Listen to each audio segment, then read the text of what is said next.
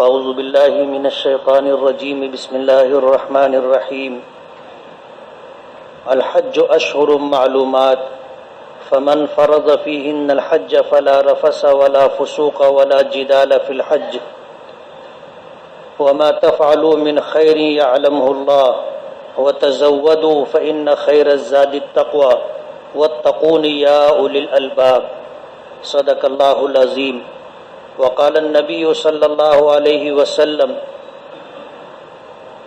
من حج لله فلم يرفث ولم يفسق رجع كيوم ولدته أمه وقال النبي صلى الله عليه وسلم العمرة إلى العمرة كفارة لما بينهما والحج المبرور ليس له جزاء إلا الجنة صدق رسولہ النبی الکریم۔ بزرگان محترم اور عزیز دوستو، ماؤں اور بہنوں، 2 دن کی تفصیلی گفتگو کے بعد گمان یہ ہے کہ بہت حد تک آپ لوگ حج اور عمرہ سمجھ چکے ہوں گے، اس لیے کہ حج کی جب قسمیں بیان کر رہے تھے، حج افراد یا حج تمتع یا حج قران، تو اس کے ضمن میں عمرہ کیسے ہوتا ہے، عمرہ کسے کہتے ہیں، حج کیسے ہوتا ہے، حج کسے کہتے ہیں، اور کن اوقات میں کن مقامات پر کن اعمال و افعال کی ادائیگی کا نام حج ہے، کچھ نہ کچھ خاکہ اس کا ذہن میں آ چکا ہوگا۔ آج کی اس گفتگو میں ہم گھر سے روانگی، عمرہ اور حج، یہ تینوں چیزیں بیان کرنا چاہتے ہیں۔ اللہ پاک کا بے پناہ کرم ہے کہ اللہ تعالیٰ نے ہمیں اپنے گھر پر، اپنے در پر، اپنے محبوب جناب رسول اللہ صلی اللہ علیہ وسلم کے دربار دربار پر حاضری کی سعادت عطا فرمائی، اور اس میں ہمارا کوئی کمال نہیں ہے، ہمارا کوئی کمال نہیں ہے۔ کتنے اللہ کے بندے ایسے ہیں جو ہماری روانگی کے وقت موجود ہوتے ہیں، ہمیں رخصت کرنے کے لیے آتے ہیں۔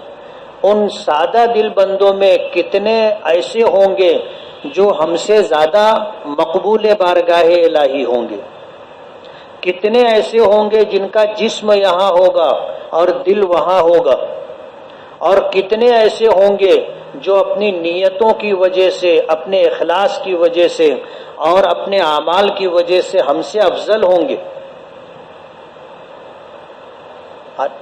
لیکن اللہ تعالیٰ نے ہم جیسے گنہگاروں کو حاضری کی دولت اور سعادت عطا فرمائی، یہ صرف اس کا کرم ہی کرم ہے، ہمارا اپنا کوئی کمال اور ہماری اپنی کوئی خوبی نہیں۔ یہ احساس ہر حاجی کو ہونا چاہیے، اس لیے کہ اللہ تعالیٰ کو عاجزی اور بندگی پسند ہے، اور اللہ کی بارگاہ میں جو جا رہا ہے وہ فقیرانہ حالت میں جا رہا ہے۔ اگر اللہ تعالیٰ نہ چاہتے اور اس بات کی اجازت دے دیتے کہ ہر آدمی جس حالت میں آنا چاہے آئے، تو ظاہر بات ہے جو مالدار ہوتا وہ اپنی حیثیت کا اظہار کرتا، کپڑے اسی اعتبار سے پہنتا، جو درمیانی درجے کا ہوتا وہ اپنی حیثیت میں جاتا، جو غریب آدمی ہوتا بڑی چاہتوں سے، بڑی مشکل سے اس نے حج کے لیے سرمایہ جمع کیا تھا، وہ اپنی حیثیت میں جاتا۔ اللہ سب کی حیثیت ختم کرنا چاہتے، اور اللہ غنی ہے، اس کے دربار میں جب بلا رہا ہے تو سب کو فقیرانہ حالت میں بلا رہا ہے۔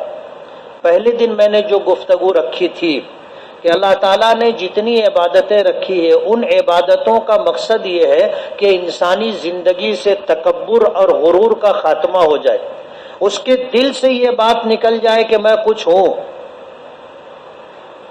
میں بڑا ہوں، میں امیر ہوں، میری اپنی کوئی حیثیت ہے، میری اوقات لوگوں سے بڑھ کر کے ہے، یہ خیال دل سے نکل جانا چاہیے۔ اس کے لیے اللہ تعالیٰ نے یہ سارے اعمال بتائے ہیں، عبادتیں فرض کی ہیں، اور حج کی اپنی ایک شان ہے، حج کی اپنی ایک شان ہے۔ اللہ تعالیٰ نے فقیرانہ حالت میں بلایا ہے، ایک لباس متعین کر دیا کہ احرام کی حالت میں آنا ہے، اور اس کا مقصد صرف یہ ہے کہ امیری اور غریبی کا فرق ختم ہو جائے، صاحب اقتدار اور رعایا کا فرق ختم ہو جائے، عمارت کا اور غربت کا احساس ختم ہو جائے، دیکھنے والے تمیز نہ کر سکے کہ میرے بازو میں جو ہے یہ امیر ہے یا غریب ہے۔ اللہ نے ایک حیت متعین کی۔ ہم گھر سے نکل رہے ہیں تو یہ احساس ہونا چاہیے کہ ہم جس عمل کے لیے، جس عبادت کی ادائیگی کے لیے نکل رہے ہیں، کتنے اللہ کے بندے ہم سے زیادہ تڑپ رکھتے تھے لیکن دنیا سے چلے گئے، اللہ کی بارگاہ میں اور اللہ کے محبوب کی بارگاہ میں حاضری کی سعادت اور دولت نصیب نہیں ہوئی۔ کتنے اللہ کے نیک بندے اور اولیاء کرام یہ تڑپ لے کر کے دنیا سے چلے گئے لیکن اللہ کی بارگاہ تک نہیں پہنچ سکے۔ اللہ ہم جیسے گنہگاروں کو بلا رہا ہے۔ یہ احساس ہونا چاہیے کہ میں اپنی زندگی اللہ کی کن کن نافرمانیوں میں گزار چکا، اس پاک سرزمین پر میں اپنے ناپاک قدم رکھنے کا اہل نہیں ہوں، لیکن اس نے بلا لیا ہے۔ اس لیے گھر سے نکلنے کے کچھ آداب ہیں، سفر شروع کرنے سے پہلے کے کچھ آداب ہیں۔ علماء نے لکھا ہے کہ آدمی سب سے پہلے اپنی نیت درست کر لے، سب سے پہلے اپنی نیت درست کرے اور یہ احساس لے کر کے جائے کہ میں اس کا اہل نہیں تھا، یہ تو صرف اس کا کرم ہے کہ اس نے بلا لیا، ورنہ ہم سے زیادہ اہل، ہم سے زیادہ مقبول بارگاہ الہی، ہم سے زیادہ درد تڑپ رکھنے والے، حاضری کا شوق رکھنے والے، ہم سے زیادہ نیکی اور نیک اعمال میں افضل لوگ موجود ہیں، پھر بھی اللہ نے ہم جیسے لوگوں کو بلا لیا۔ یہ احساس پورے سفر میں رہنا چاہیے۔ سب سے پہلے اپنی نیت درست کرے۔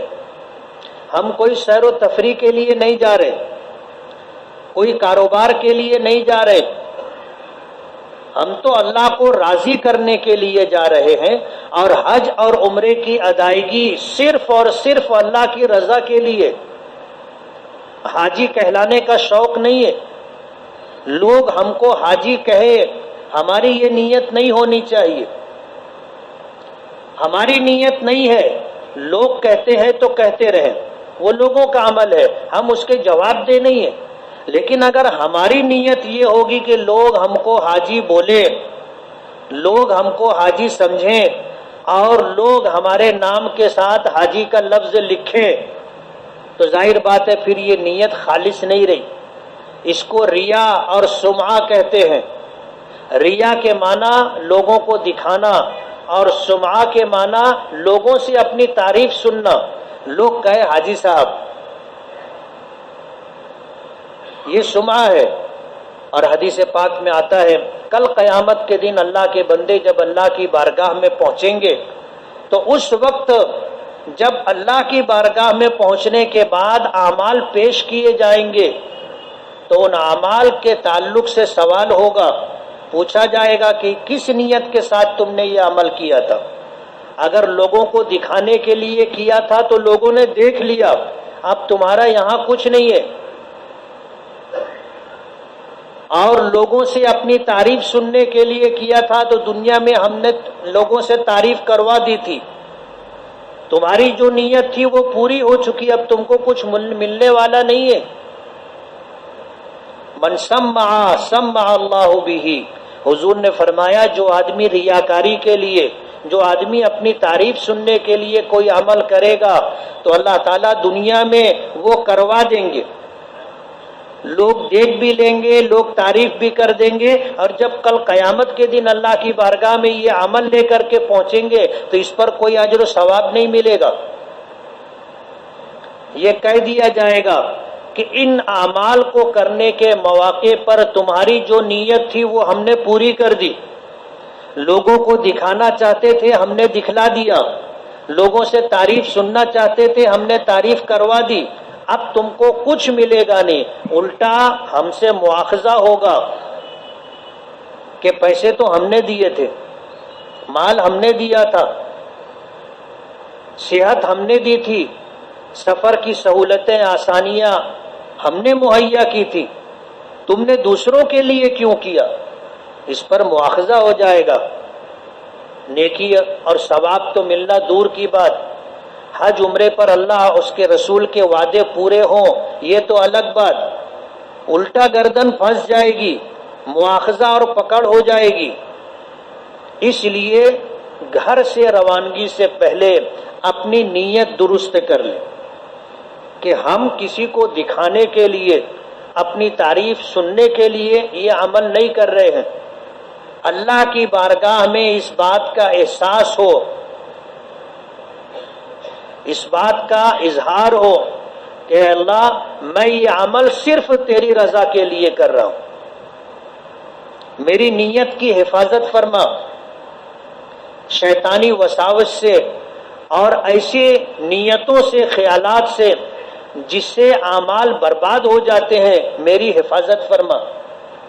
گھر سے نکلنے سے پہلے آدمی نیت درست کرے اور نیت کی حفاظت کرے، نیت کی حفاظت کے لیے اللہ سے مانگے۔ حدیث پاک میں آتا ہے کہ بندوں کے دل اللہ کی دو انگلیوں کے درمیان ہوتے ہیں، ان قلوب عباد اللہ بین اصبعی الرحمن یقلبها کیف یشاء، بندوں کے دل اللہ کی دو انگلیوں کے درمیان ہوتے ہیں، اللہ پاک جس طرف چاہتے ہیں پھیر دیتے۔ اللہ سے نیت کا اخلاص مانگے اور اس کا عمل کے شروع کرنے سے پہلے، درمیان میں، آخر میں وقتاً فوقتاً جائزہ لیتے رہیں کہ کہیں شیطانی وساوس کی وجہ سے میری نیت میں کچھ فرق تو نہیں آیا، اور اگر کہیں ایسا محسوس ہو فوراً اللہ کی طرف رجوع ہو، توبہ و استغفار کریں، اپنی نیت درست کریں۔ دوسری چیز، ہم اس سفر میں جو کچھ خرچ کر رہے ہیں وہ حلال سرمایہ ہونا چاہیے، حرام اور مشتبہ مال نہیں ہونا چاہیے، اس لیے کہ حدیث پاک میں آتا ہے کہ جو آدمی حج کے لیے یا عمرے کے لیے نکلتا ہے اور جو سرمایہ اپنے ساتھ رکھتا ہے یا خرچ کرتا ہے وہ حرام یا مشتبہ ہو تو ایک فرشتہ اعلان کرتا ہے، ایک فرشتہ اعلان کرتا ہے کہ تمہیں یہ ہمت اور جرت کیسی ہوئی کہ تم حرام مال لے کر کے اللہ کے راستے میں جا رہے ہو۔ اللہ کی بارگاہ میں ایسا حج اور عمرہ قبول نہیں ہوتا، منہ پر مار دیا جاتا ہے۔ بہترین توشہ لے کر کے جانا، بہترین توشے کا مطلب یہ ہے کہ وہ جائز حلال ہونا چاہیے، غیر مشتبہ اور غیر مشکوک ہونا چاہیے، کسی طرح کا کوئی مشکوک پیسہ ہمارے اس پیسے میں شامل نہ ہو۔ گھر سے نکلنا ہے تو نکلنے سے پہلے 2 رکعت صلاۃ التوبہ پڑھنا چاہیے، بلکہ آج سے ہم 2 رکعت صلاۃ التوبہ پڑھنا شروع کر دیں کہ اللہ اب تک کی زندگی تیری نافرمانی میں گزری ہے، ہم اقراری مجرم ہیں، ہمیں اعتراف ہے، ہم سے فرائض بھی چھوٹے ہیں، ہم سے واجبات میں بھی کوتاہی ہوئی ہے، ہم نے سنتوں کو پامال بھی کیا ہے، نظر انداز بھی کیا ہے، ہم نے مستحبات اور آداب کی رعایت بھی نہیں رکھی ہے۔ پروردگار عالم یہ ہماری کوتاہی ہے، ہم کو اس کا اعتراف ہے۔ اے اللہ، ان تمام کوتاہیوں کے باوجود آپ نے بلایا ہے، یہ آپ کا احسان ہے، آپ ہماری ان تمام کوتاہیوں کو معاف فرما دیں۔ اب تک ہم سے جو کچھ ہوا ہے نافرمانی کی لائن سے، اے اللہ ہم سچی اور پکی توبہ کرتے، اور اس بات کا عہد کرتے ہیں کہ آئندہ تیری نافرمانی نہیں کریں گے۔ روزانہ ہمیں یہ عمل کرنا چاہیے۔ نبی کریم صلی اللہ علیہ وسلم کا روزانہ کا معمول تھا، آپ اللہ کی بارگاہ میں استغفار کیا کرتے تھے، معافی چاہا کرتے تھے، توبہ کیا کرتے تھے، حالانکہ آپ بخشے بخشائے تھے۔ انبیاء کرام معصوم ہوتے ہیں، اگر گناہ کرنا بھی چاہے تو اللہ گناہ ہونے نہیں دیتا، ورنہ اللہ کے انتخاب پر زد پڑے گی کہ اللہ نے ایسے آدمی کا انتخاب کیا جو ایسا ایسا ایسا ہے۔ اس لیے انبیاء کرام معصوم ہوتے ہیں، ان سے گناہ ہو ہی نہیں سکتا۔ عصمت انبیاء ہمارا عقیدہ ہے، اہل سنت والجماعت کا عقیدہ ہے کہ انبیاء کرام علیہم الصلاۃ والسلام معصوم ہوتے ہیں، اگر وہ بالقصد گناہ کرنا بھی چاہے تو اللہ ان سے گناہ ہونے نہیں دیتا۔ لیکن پھر بھی آپ فرماتے ہیں کہ میں روزانہ 70 مرتبہ اللہ سے اپنے گناہوں کی بخشش چاہتا ہوں۔ ہم تو پاپی اور گنہگار لوگ ہیں، کوئی دن ایسا نہیں ہوتا، کوئی رات ایسی نہیں گزرتی کہ ہم سے اللہ کی نافرمانی یا کوتاہی چھوٹی بڑی جانے انجانے میں نہ ہوئی ہو۔ اس لیے جانے سے پہلے ہمیں اللہ سے توبہ و استغفار کرنا چاہیے۔ چوتھی چیز، لوگوں کے حقوق ادا کر کے جائیں، لوگوں کے حقوق ادا کر کے جائیں۔ حقوق کی ادائیگی ضروری ہے۔ حدیث پاک میں آتا ہے اگر آپ نے بندوں کے حقوق ادا نہیں کیے تو ایک فرشتہ اعلان کرتا ہے کہ جب بندوں کا حق ضائع کر کے تم اللہ کی بارگاہ میں جا رہے ہو، تمہیں اس بات کا ڈر نہیں ہے کہ تمہارا یہ حج اور یہ عمرہ تمہارے منہ پر مار دیا جائے۔ حدیث پاک میں یہ وعید آئی ہے، اس لیے بندوں کے حقوق ادا کرنے کا اہتمام ہونا چاہیے۔ حقوق کی ادائیگی بہت ضروری ہے۔ عام طور پر لوگ اس میں کوتاہی کرتے اور اس بات کا احساس نہیں ہوتا کہ ہم کیا کر رہے ہیں۔ اس بات کا احساس ہونا چاہیے کہ ہم جا رہے ہیں تو لوگوں کے حقوق ادا کر کے جائیں۔ آواز زیادہ ہے، تھوڑا کم کرو۔ لوگوں کے حقوق کی ادائیگی ضروری ہے۔ اگر مالی حق باقی ہے تو اس کی ادائیگی کرے۔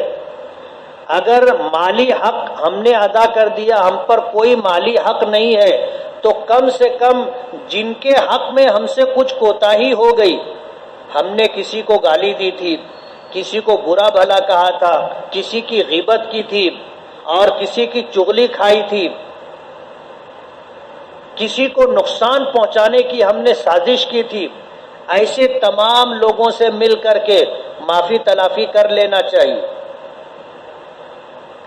یہ نہیں سوچنا چاہیے کہ لوگ کیا بولیں گے یا میں معافی تلافی کروں گا تو ناک کٹ جائے گی۔ کچھ ناک کو کٹتی نہیں ہے، بلکہ ایسے لوگوں کو اللہ ذلیل نہیں کرتا، عزت دیتا ہے۔ حدیث پاک میں حضور پاک صلی اللہ علیہ وسلم نے قسم کھا کر کے یہ بات فرمائی ہے کہ قسم ہے اس ذات کی جس کے قبضے قدرت میں میری جان ہے، من تواضع للہ رفعہ اللہ، جو آدمی اللہ کو راضی کرنے کے لیے تواضع اختیار کرتا ہے، کسر نفسی اختیار کرتا ہے، چھوٹا بننا قبول کر لیتا ہے اور ہماری سوچ کے اعتبار سے ناک کٹوانے کے لیے آمادہ و تیار ہو جاتا ہے، رفعہ اللہ، اللہ اسے عزت دیتا ہے، اسے سر بلندی عطا کرتا ہے۔ میں آپ سے پوچھتا ہوں، حضور کو اپنی بات سچ ثابت کرنے کے لیے قسم کھانے کی ضرورت ہے؟ آپ اللہ کے نبی ہیں اور جھوٹ بولنا گناہ ہے۔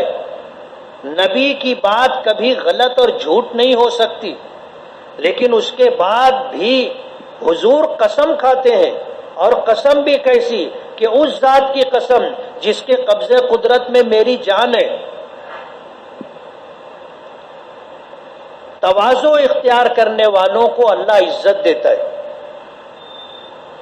اس لیے معافی تلافی میں کوئی بات سامنے ایسی نہیں رہنی چاہیے کہ میں کیسے جاؤں، اس کے گھر جاؤں گا تو میری بے عزتی ہو جائے گی، اس سے ملوں گا تو ناک کٹ جائے گی. یہ سب کچھ نہیں. ہمارا حج قبول ہونا چاہیے.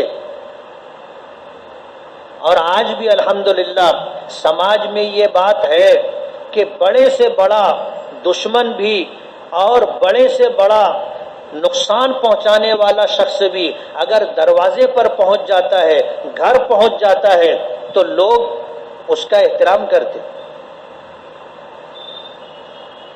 چہرے سے چاہے ناراضگی کا اظہار ہو لیکن آنے والے شخص کا اکرام کرتے ہیں، اور معافی تلافی ہو تو دل سے معاف کر دیتے. اس لیے حقوق کی ادائیگی کرنا ضروری ہے. گھر سے جا رہے ہیں تو اپنے اہل و عیال اور کاروبار کے لیے ذمہ دار افراد طے کر دینا چاہیے. ذمہ دار افراد طے کر دینا چاہیے کہ کاروبار کون دیکھے گا، گھر کا نظم کون دیکھے گا. ذمہ دار افراد طے کر دینا چاہیے. علماء نے لکھا ہے کہ اس سفر کو شروع کرنے سے پہلے وصیت کر دینا چاہیے. زندگی اور موت کا کوئی بھروسہ نہیں. کتنے ایسے ہوتے ہیں کہ سفر شروع کرتے ہیں درمیان میں انتقال ہو جاتا ہے.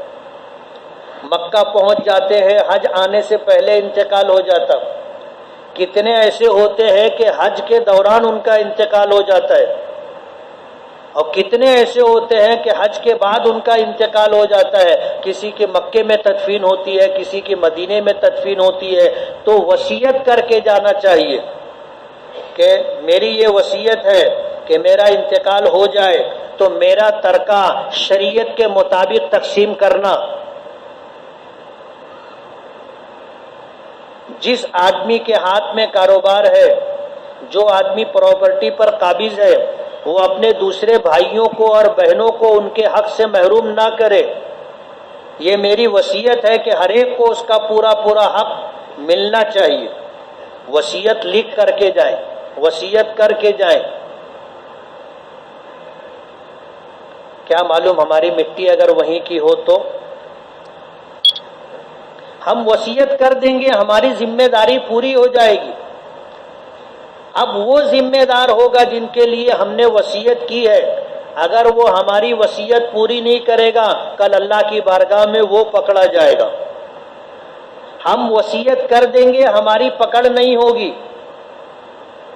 اپنے گھر والوں کو یہ وصیت کر کے جائیں کہ 5 وقتہ نمازوں کا اہتمام کرنا، اللہ کی نافرمانی اور گناہوں کا ارتکاب مت کرنا. یہ ہر حاجی کی ذمہ داری ہے، اور آدمی ان چیزوں کا خیال نہیں رکھتا. جانے کی ہما ہمی ہوتی ہے، شور و غل ہوتا ہے، تو جو کرنے والے کام ہوتے ہیں وہ رہ جاتے. اس لیے ساری ہما ہمی اپنی جگہ، سارا شور و غل اپنی جگہ. ہمیں اپنا کام، اپنی ذمہ داری پوری کرنا چاہیے. جانے سے 2 دن 3 دن 5 دن پہلے سب بچوں کو، گھر کے لوگوں کو بٹھا کر کے آپ وصیت کر کے جائیں کہ 5 وقت کی نمازوں کا اہتمام کرنا. اللہ تعالیٰ کا کوئی حکم ضائع نہ ہو، اللہ تعالیٰ کی نافرمانی نہ ہو. میں اس بات کی تم کو وصیت اور تاکید کرتا ہوں. اور یہ چیز لوگوں پر اثر انداز ہوتی ہے. جانے کے وقت، جانے سے پہلے آپ جب اس بات کی تاکید کریں گے تو نماز نہیں پڑھنے والے نماز پڑھنے لگ جاتے. گنہگار لوگ گناہوں سے رک جاتے ہیں، اور ایک احساس ہو جاتا ہے کہ ابا نے اماں نے جانے کے وقت ہمیں اس بات کا پابند کیا. لوگوں کے دل اس وقت نرم ہوتے ہیں اور قبول کرنے کے لیے تیار ہوتے ہیں. لیکن ہم لوگوں سے کوتاہی یہ ہوتی ہے کہ ہم لوگ ان ساری چیزوں کا اہتمام نہیں کرتے. روانگی کا وقت آئے، 2 رکعت نماز مسجد میں پڑھیں، نفل نماز. اللہ سے دعا مانگیں اس سفر کی قبولیت کی، سفر کی آسانی کی، سفر میں جان مال دین و ایمان عزت و آبرو کی حفاظت کی، سفر میں جو گھبراہٹ ہوتی ہے وحشت ہوتی ہے برے لوگوں کا ساتھ مل جاتا ہے، ان چیزوں سے اللہ اپنے حفظ امان میں رکھے۔ 2 رکعت نماز نفل مسجد میں پڑھے دعا کرے، 2 رکعت نماز گھر پر پڑھے دعا کرے، اس کے بعد پھر روانہ ہو۔ گھر سے نکلتے وقت اپنے اہل و عیال کو، اپنے گھر بار کو اللہ کے حفظ و امان میں دے کر کے جائے اور دعا کریں کہ اللہ جا رہا ہوں، یہ گھر بار اہل و عیال یہ سب کچھ تیری امانت تیرے سپرد ہے، اور تجھے جس چیز کا امین بنایا جائے، جو چیز تجھے امانت کے طور پر سپرد کی جائے، وہ کبھی ضائع اور برباد نہیں ہوتی، کبھی تباہ نہیں ہوتی، اللہ کے سپرد کر کے جائے کہ اللہ یہ گھر بار اہل و عیال سب کچھ تجھے سپرد کر کے جا رہا ہوں۔ گھر سے نکلتے وقت بسم اللہ توکلت علی اللہ لا حول ولا قوت الا باللہ، بسم اللہ فی امان اللہ، حسبنا اللہ ونعم الوکیل ونعم المولا ونعم النصیر، علی اللہ توکلنا۔ یہ گھر سے نکلنے کی دعا ہے، جب گھر سے نکلیں جب پڑھنا چاہیے، اور حج کے لیے جا رہے ہیں تو خاص طور پر پڑھنا چاہیے، دعا کر کے نکلیں۔ اور جو لوگ ہمیں رخصت کرنے کے لیے آئے ہیں ان سے دعا کی درخواست کریں، وہ ہم سے تو کرتے ہی ہیں، وہ تو ہم سے کرتے ہیں، ہمیں بھی ان سے دعا کی درخواست کرنی چاہیے کہ تم لوگ دعا کرو کہ ہمارا یہ سفر آسان ہو جائے اور اللہ تعالیٰ ہمارے حج اور عمرے کو قبول فرما لے، جتنے دن ہم وہاں رہیں اللہ تعالیٰ ہمیں مقبولیت کے ساتھ رکھے۔ لوگوں سے دعاؤں کی درخواست کریں۔ اور میں نے یہ بات کہی، کتنے سادہ دل لوگ اس وقت ایسے ہوتے ہیں کہ جو اللہ کی بارگاہ میں مقبول ہوتے، کتنے لوگ ایسے ہوتے ہیں کہ جو اپنی غربت کی وجہ سے، اپنی بے مائگی کی وجہ سے جانے کی حیثیت نہیں رکھتے، لیکن ان کا جسم یہاں ہوتا ہے دل وہاں ہوتا ہے۔ اور کتنے ایسے ہوتے ہیں جو تلاوت میں، ذکر میں، نمازوں کے اہتمام میں، نیک اعمال اور نیکی کرنے میں ہم سے افضل اور آگے ہوتے، اس لیے ان سے دعا کی درخواست کریں۔ اور پھر ہم نکلیں تو قدم بقدم ہم جو دعائیں، گاڑی میں بیٹھنے، گھر سے نکلنے کی دعا، سواری میں سوار ہونے کی دعا، ہر دعا کرتے ہوئے چلے۔ دیکھو پورے سفر حج میں دعا ہے، اور حج اور عمرے میں دعا ہے، ہر عمل کی ادائیگی کے موقع پر آپ کو دعا کے لیے کہا گیا ہے، اس لیے دعا حج اور عمرے کی جان ہے۔ اور دعا کے لیے ہاتھ اٹھانا ضروری نہیں ہے، دعا کے لیے 2 زانو بیٹھنا ضروری نہیں ہے، دعا کے لیے دعا کا ماحول ہونا ضروری نہیں ہے۔ آپ ہر وقت اللہ سے دعا کرتے رہیں، دل ہی دل میں دعا کریں، زبان سے دعا کریں اور دعا کرتے رہیں۔ اللہ پاک کو یہ ادا بہت پسند ہے۔ اللہ نے فرمایا ادعونی استجب لکم، مجھ سے مانگو، دعا کرو، میں تمہاری دعا قبول کروں گا۔ اللہ تعالیٰ نے ایک جگہ فرمایا ان الذین یستکبرون عن عبادتی سیدخلون جہنم داخرین، وہ لوگ جو مجھ سے مانگنے میں تکبر کرتے ہیں میں انہیں ذلیل اور رسوا کر کے جہنم میں داخل کروں گا۔ اور جو جتنا مانگتا ہے اللہ اتنا خوش ہوتا ہے۔ یہ صرف اللہ کی ذات ہے کہ مانگنے والوں سے خوش ہوتا ہے، نہ مانگنے والوں سے ناراض ہوتا ہے۔ باقی اللہ کے علاوہ کسی سے بھی آپ مانگو گے تو وہ ناراض ہوتا ہے، ماں باپ بھی ہو تو بھی ناراض ہوتے۔ آدمی مانگے تو دینے والے کو، جس سے مانگا جاتا ہے اس کو ناگواری ہوتی ہے، اس لیے اللہ سے مانگو۔ اللہ سے مانگنا اللہ کو پسند ہے، اور جو جتنا زیادہ مانگتا ہے اللہ تعالیٰ اتنا زیادہ خوش ہوتے ہیں. فرشتوں پر فخر کے طور پر کہتے ہیں کہ میرا یہ بندہ جانتا ہے کہ میں ہی اس کی ضرورت پوری کر سکتا ہوں، میرے علاوہ کوئی نہیں ہے اس کی ضرورت پوری کرنے والا. اس لیے قدم قدم پر دعا مانگی جائے. مسنون دعائیں اپنے ساتھ رکھیں، الحزب الاعظم اپنے ساتھ رکھیں، دعائیں معصورہ اپنے ساتھ رکھیں، الدعاء المسنون نامی کتاب اپنے ساتھ رکھیں. یعنی دعا کی کوئی نہ کوئی اچھی کتاب آپ کے پاس ہونی چاہیے. ہوتا کیا ہے، ہم کو مانگنے کی عادت نہیں رہتی تو مانگنے کا ڈھنگ بھی نہیں ہوتا. الحزب الاعظم حضور پاک صلی اللہ علیہ وسلم کی مانگی ہوئی دعاؤں کا مجموعہ ہے. حضرت مولانا اشرف علی تھانوی رحمۃ اللہ علیہ نے اس کو مرتب کیا ہے. چھوٹی کتاب ہے، اپنے ساتھ رکھیں. دعاؤں کی بڑی کتاب بھی آتی ہے، وہ بھی اپنے ساتھ رکھیں. الحزب الاعظم ہے، الدعاء المسنون ہے. میدان عرفات میں جب پہنچیں تو وہاں پر یہی کتابیں آپ کو کام آئے گی. حضور پاک صلی اللہ علیہ وسلم نے میدان عرفات میں زوال کے بعد آپ نے ظہر پڑھی، عصر پڑھی، اور اس کے بعد جبل رہبت کے دامن میں آپ نے اپنی اونٹنی پر سوار ہو کر کے وقوف فرمایا اور 5.5 گھنٹے تک دعا مانگی. 5.5 گھنٹے تک دعا مانگی. ظاہر بات ہے کہ ہم میں سے کسی کے بس کی بات نہیں ہے. آدمی مانگتا ہے ہاتھ اٹھا کے، تھوڑی دیر کے بعد گاڑی رک جاتی، اپنے حساب سے سب مانگ چکے، اب کیا مانگنے کا. آدمی یہ سوچتا ہے کہ اب کیا مانگنے کا. ہم کو مانگنے کا ڈھنگ نہیں ہے. اس لیے وہ کتابیں ساتھ میں ہوں گی تو ان کتابوں میں دیکھ کر کے، اس کا ترجمہ بھی ساتھ میں لکھا ہوا ہے، ترجمہ دیکھ کر کے آپ کو اندازہ ہوگا کہ کتنی شاندار دعائیں حضور نے مانگی. ایسی دعائیں جو اللہ کا نبی ہی مانگ سکتا تھا، نبی کے علاوہ کوئی نہیں مانگ سکتا، ایسی دعائیں ہیں. آج ایک صاحب مجھ سے کہنے لگے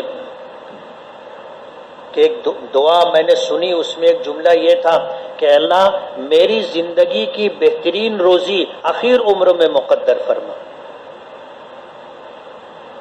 آخر عمر میں آدمی ذلیل ہو جاتا ہے، سارا کاروبار بچوں کی طرف منتقل ہو جاتا ہے، اور پھر ماں باپ پیسے کے لیے اپنی اولاد کا منہ تکتے رہتے، اور جب پیسہ مانگا جاتا ہے تو بچوں کی طرف سے جو جواب ملتا ہے وہ انتہائی تکلیف دہ ہوتا ہے.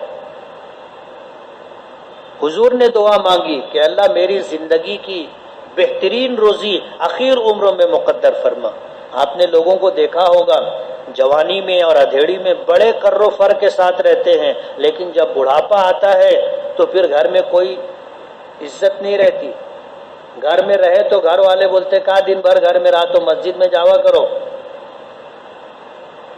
گھر میں رہنا بھی لوگوں کو ناگوار گزرنے لگتا ہے، اور پھر آدمی پیسے کا محتاج رہتا ہے. دوا کے لیے اولاد سے پیسہ مانگو تو پیسہ نہیں ملتا.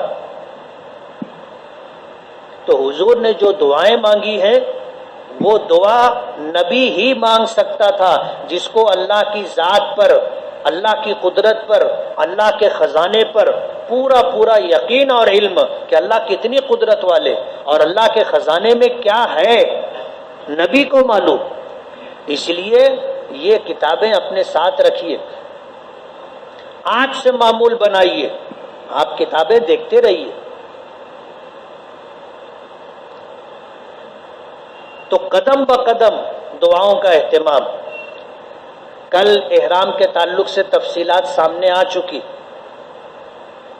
ہمارے یہاں روانگی میں تھوڑی بے احتیاطی ہوتی ہے. روانہ کرنے کے لیے بارات ساتھ میں جاتی ہے نا،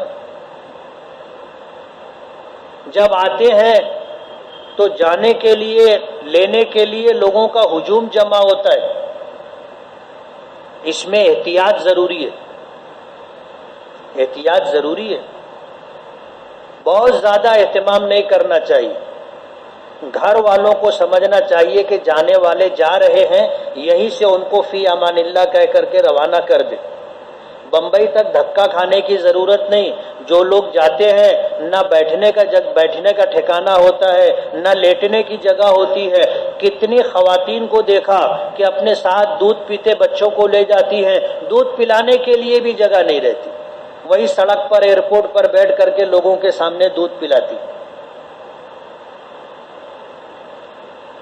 تو جانے والوں کو بھی اس کا خیال رکھنا چاہیے اور روانہ کرنے والوں کو بھی اس کا خیال رکھنا چاہیے.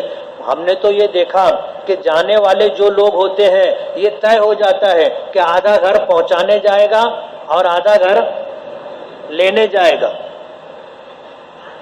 اور یہ صرف مشقت ہے، صرف مشقت ہے، کچھ حاصل نہیں ہے اس کا. سمجھ رہے ہو آپ؟ اس کا حاصل کچھ نہیں ہے. جا کر کے ایئرپورٹ دیکھے تو کیا دیکھے، کیا ملنے والا ہے؟ بسا اوقات حادثہ ہو جاتا، اللہ اپنے حفظ و امان میں رکھے. بسا اوقات حادثہ ہو جاتا کہ جانے والے گئے، جدہ پہنچے کہ فون آ رہے تھے، ایکسیڈنٹ ہو گیا، چچا چلے گئے. حادثہ ہو جاتا ہے. اس لیے یہ جو ہمارے یہاں ایک سلسلہ ہے، اس پر بھی کہیں نہ کہیں ہمیں سوچنا چاہیے. بمبئی پہنچے ہم، اب پانی کے جہاز سے تو جا نہیں رہے، ہوائی جہاز سے جا رہے ہیں. ہم اپنا کوئی ٹھکانہ ہو، اچھی طرح غسل کر کے اور احرام کے لیے جو تفصیلات ہیں وہ سب کچھ کرا کر کے ایئرپورٹ پر احرام باندھ کر کے، نماز پڑھ کر کے، دعا کر کے، نیت کر کے ریڈی ہو جانا چاہیے. اور وہیں پر تلبیہ پڑھ کے، یا اگر کچھ بات ہو تو وہاں تلبیہ نہ پڑھتے ہوئے سارا کام نمٹا کر کے جب جہاز میں بیٹھے تو تلبیہ پڑھ لینا چاہیے. اس لیے کہ ہم آفاقی ہیں. آفاقی ان لوگوں کو کہتے ہیں جو میقات کے باہر رہتے. اللہ تعالیٰ نے مکہ مکرمہ کو اپنا گھر وہاں بنایا، اس کے ارد گرد کی جگہ کو حرم قرار دیا. حرم قرار دیا.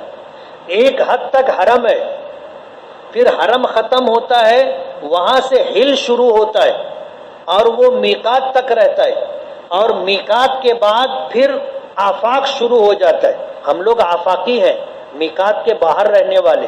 ہمارے لیے حکم یہ ہے کہ آفاقی اگر مکہ مکرمہ جا رہا ہے، حرم میں داخل ہونا چاہتا ہے، تو وہ میقات سے پہلے احرام باندھ کر کے جائے.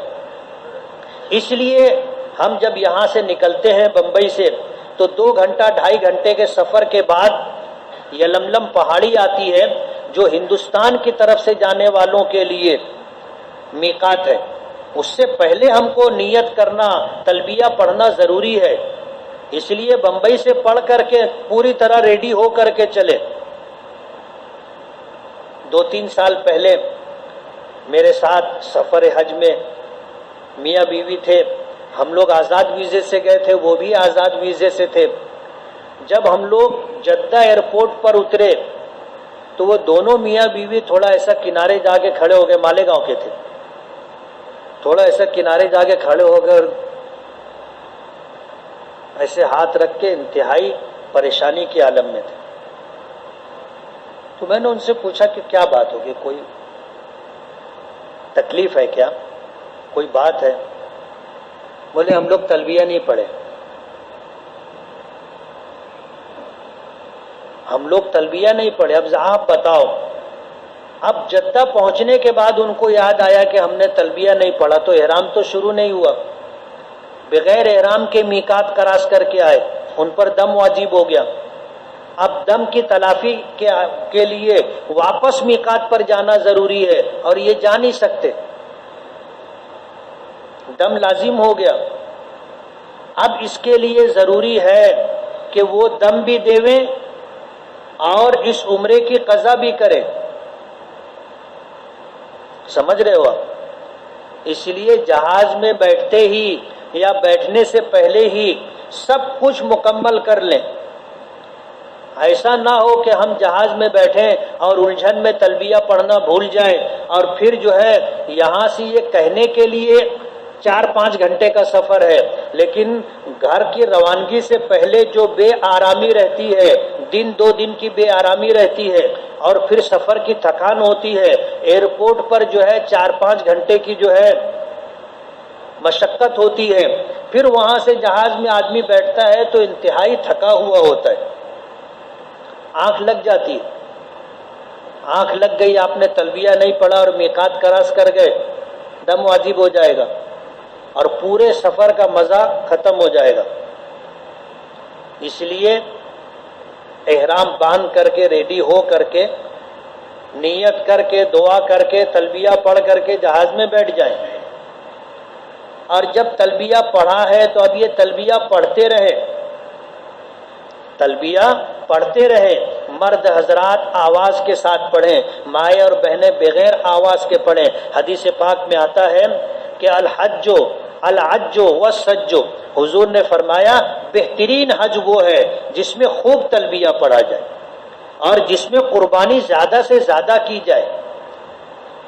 عام طور پر ہم لوگ ایک ہی قربانی کرتے. آپ اندازہ کرو نبی کریم صلی اللہ علیہ وسلم نے اپنے حج میں اپنی طرف سے 100 اونٹوں کی قربانی دی تھی. کتنے اونٹوں کی؟ 100 اونٹوں کی. اور ایک اونٹ میں کتنا حصہ ہوتا ہے؟ 7 حصہ ہوتا ہے. تو حضور نے اپنی طرف سے 700 قربانی کی تھی.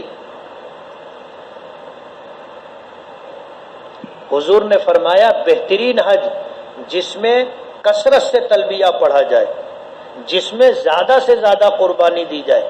ہم زیادہ قربانی نہیں دے سکتے، تلبیہ تو زیادہ پڑھ سکتے ہیں نا،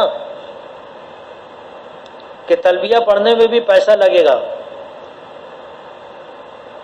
دیوانہ وار تلبیہ پڑھنا چاہیے، یعنی ایسے تلبیہ پڑھنا چاہیے کہ لوگ دیکھنے پہ مجبور ہو جائے کہ اس کو کیا ہو گیا. دیوانہ وار تلبیہ بس پڑھتے ہی رہنا چاہیے. لبیک اللہم لبیک پڑھتے رہیں. آپ پڑھو گے آپ کے آس پاس لوگ بھی پڑھیں گے، ماحول بنتا ہے.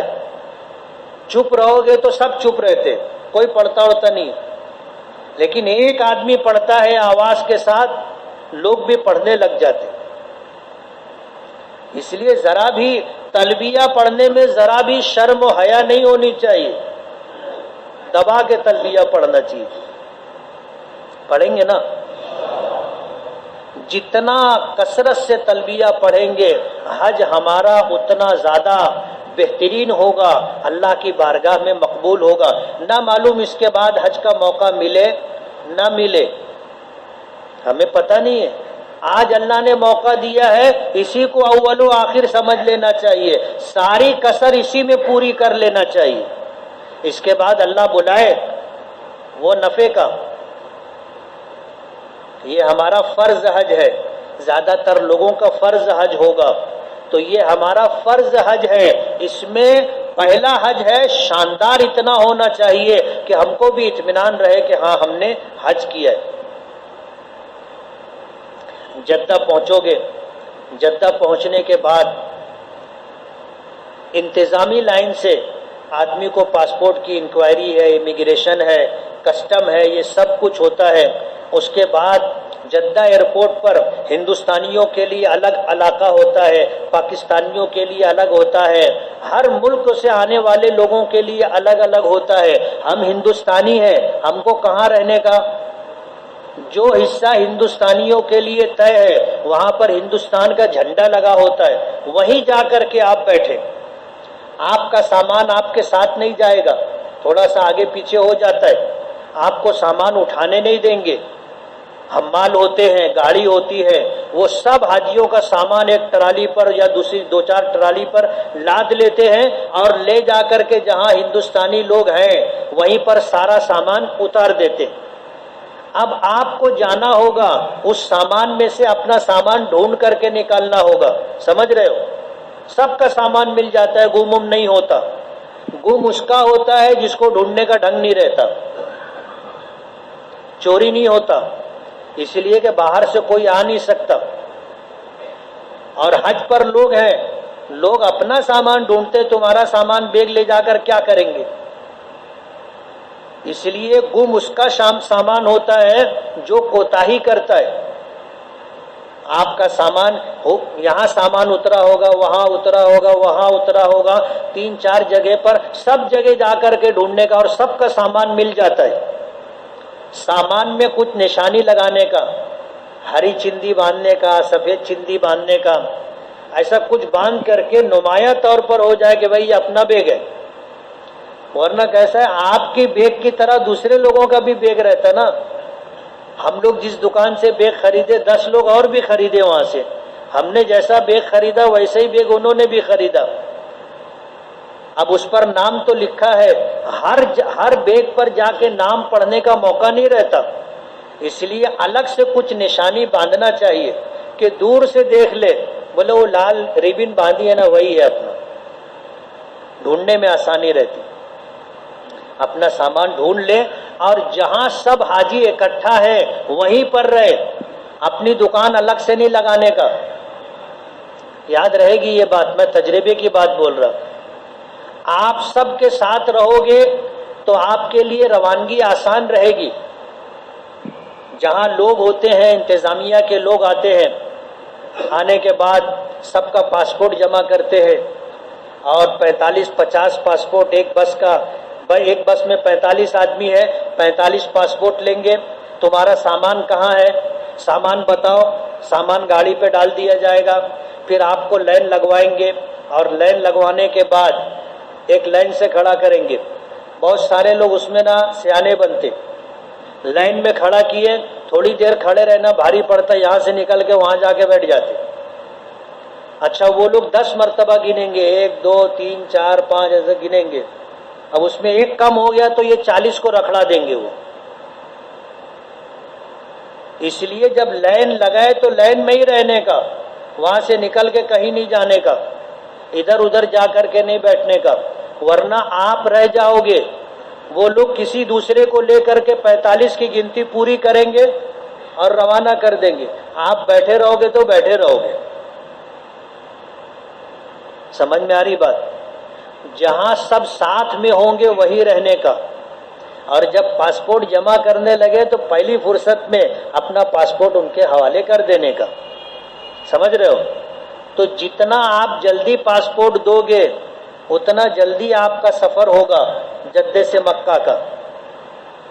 اور اگر اپنا پاسپورٹ لے کر کے آپ کہیں کنارے بیٹھ گئے تو پھر بیٹھے رہو۔ ان کو کیا پڑی ہے؟ ان کو کیا پڑی ہے؟ وہ تو بس مکمل کرتے رہتے، روانہ کرتے رہتے، بس مکمل کرتے رہتے، روانہ کرتے رہتے۔ اس لیے ہم خود آگے رہیں، اور جو ہی ان کا معلم کا آدمی یا سرکار کا کوئی جو ذمہ دار ہے آئے، پاسپورٹ جمع کرے، پہلی فرصت میں پاسپورٹ دینے کا، اور ایک مرتبہ پاسپورٹ دے دیے تو پھر ان کا پیچھا نہیں چھوڑنے کا، ادھر ادھر جا کر کے نہیں بیٹھنے کا۔ ہم لوگ گھومنے پھرنے کے لیے نہیں جا رہے، سب کے ساتھ رہنے کا۔ اور میں نے جملہ کا الگ سے دکان نہیں لگانے کا، نہیں تو بند ہو جائے گی۔ مارکیٹ میں دکان لگانے کا چلتی رہے گی۔ جدہ جانے کے بعد آدمی کی کیفیت بدل جاتی، اس کو لفظوں میں بیان نہیں کر سکتے، عجیب سی کیفیت ہوتی ہے، اور ہر ایک کی الگ الگ کیفیت ہوتی ہے، ہر ایک کی الگ کیفیت ہوتی ہے۔ اور پھر یہ ہوتا ہے کہ اگر پر لگ جائے تو اڑ کر کے مکہ پہنچ جائے۔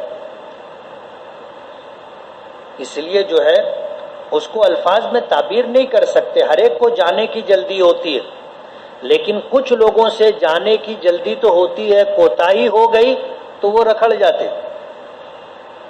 اس لیے جو ہے وہاں پہنچے، اور یہ وہ مقدس سرزمین ہے جسے حجاز کہتے۔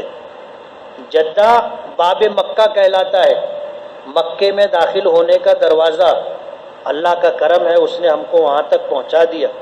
ہم پہنچ گئے، سامان مل گیا، اب اس کے بعد جب ہم بیٹھے ہیں تو ہر تھوڑی تھوڑی دور پر ایسے حمام، بیت الخلاء، وضو خانہ ہے، وہاں جا کر کے وضو کر کے آئے، 2 رکعت نماز شکرانے کی ادا کریں کہ اللہ نے ہم کو حجاز تک تو پہنچا دیا.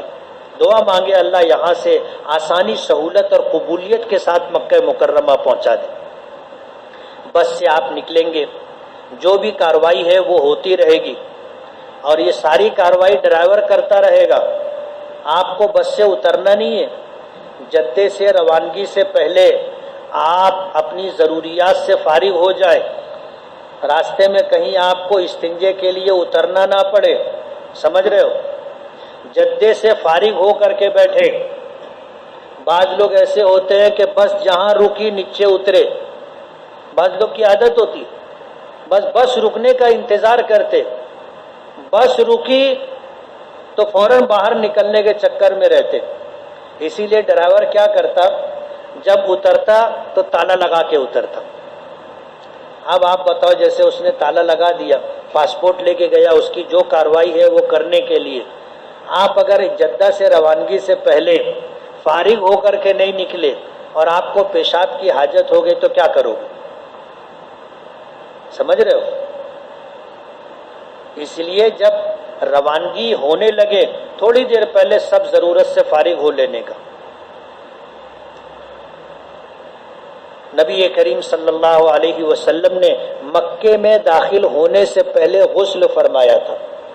ہم لوگ بھی جدے میں باتھ روم ہوتا ہے، حمام ہوتا ہے، وہاں غسل کر لیں، لیکن ہمارا یہ غسل سنت کی ادائیگی کے لیے ہے، پاکی اور صفائی کے لیے نہیں ہے.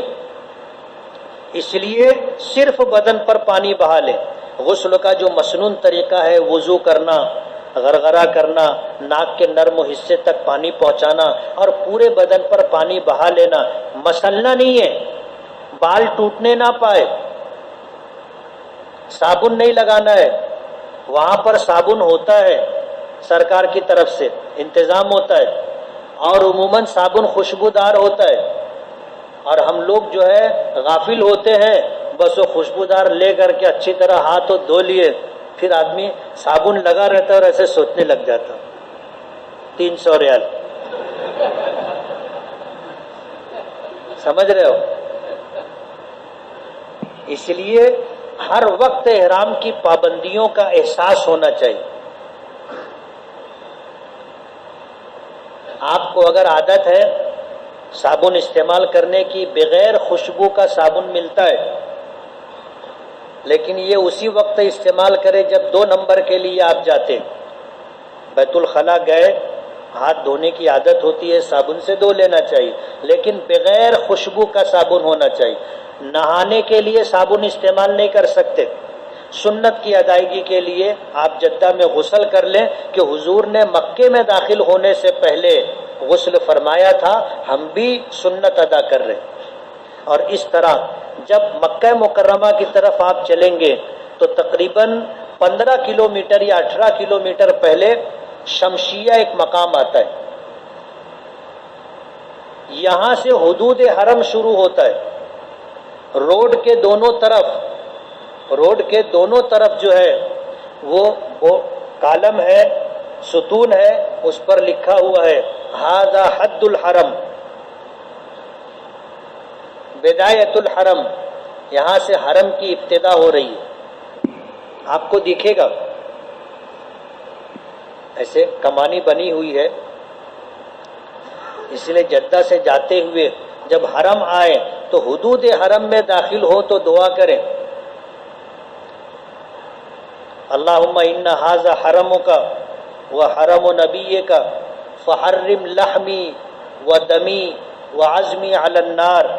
دعا کریں کہ اللہ یہ تیرا حرم ہے، تیرے نبی کا حرم ہے، ہم اب داخل ہو رہے ہیں تو ہمارے گوشت کو، پوست کو، ہڈیوں کو جہنم پر حرام کر دے. اور پھر دعا کرے کہ اللہ اس جگہ کے ادب و احترام کی ہمیں توفیق عطا فرما اور ادب و احترام کے ساتھ رہنا مقدر فرما. کہتے ہیں نا با ادب با نصیب، بے ادب بے نصیب. اللہ نے نصیب سے پہنچا دیا، ان کا کرم ہے. تو وہاں جانے کے بعد حدود حرم میں اللہ کی کوئی نافرمانی نہیں ہونی چاہیے. ہمیں دعا کرنی چاہیے کہ اللہ یہ تیرا حرم ہے، تیرے نبی کا حرم ہے، ہمارے گوشت پوشت کو، ہڈیوں کو جہنم پر حرام کر دے، اور حرم کے احترام کی ہمیں توفیق عطا فرما. ہر قسم کی بے ادبی، ہر طرح کی کوتاہی سے اپنے حفظ و امان میں رکھنے کے فیصلے فرما، اپنی توفیقات شامل حال فرما. کثرت سے تلبیہ پڑھتے رہے، اور یہاں سے جو تلبیہ شروع کرے مکہ مکرمہ تک ایک ماحول بن جانا چاہیے کہ پوری بس میں لوگ تلبیہ پڑھتے رہے. اللہ نے نصیب سے پہنچا دیا.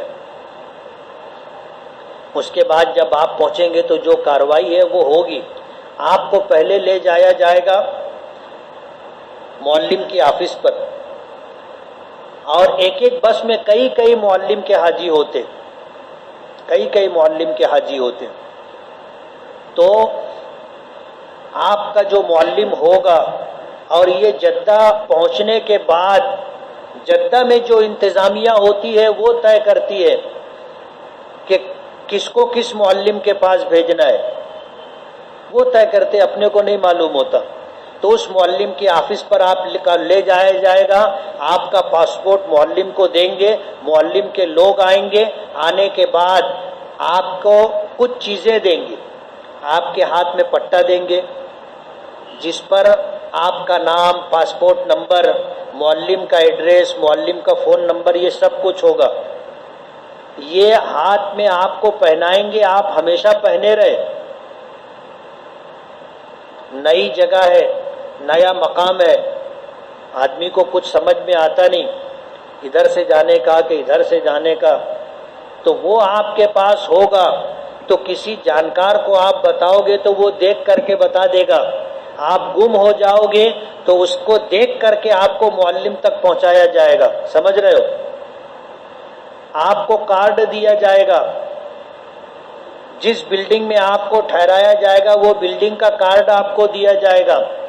یہ ہر وقت اپنے بیلٹ میں رکھنے کا، پٹا اپنے ہاتھ میں رکھنے کا، یہ حفاظت کا تعویذ ہے. سمجھ رہے ہو؟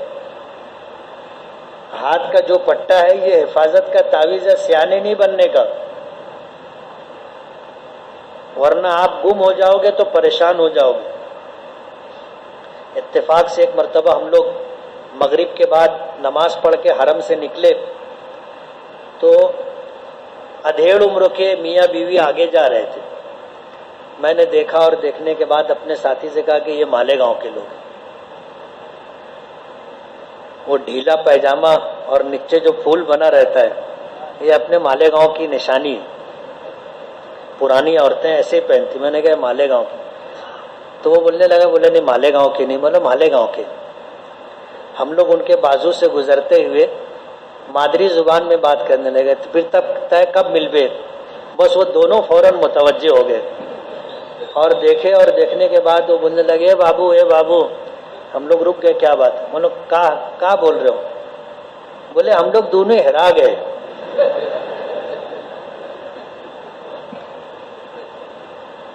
بولو پھر ہاتھ میں پٹا کہاں ہے؟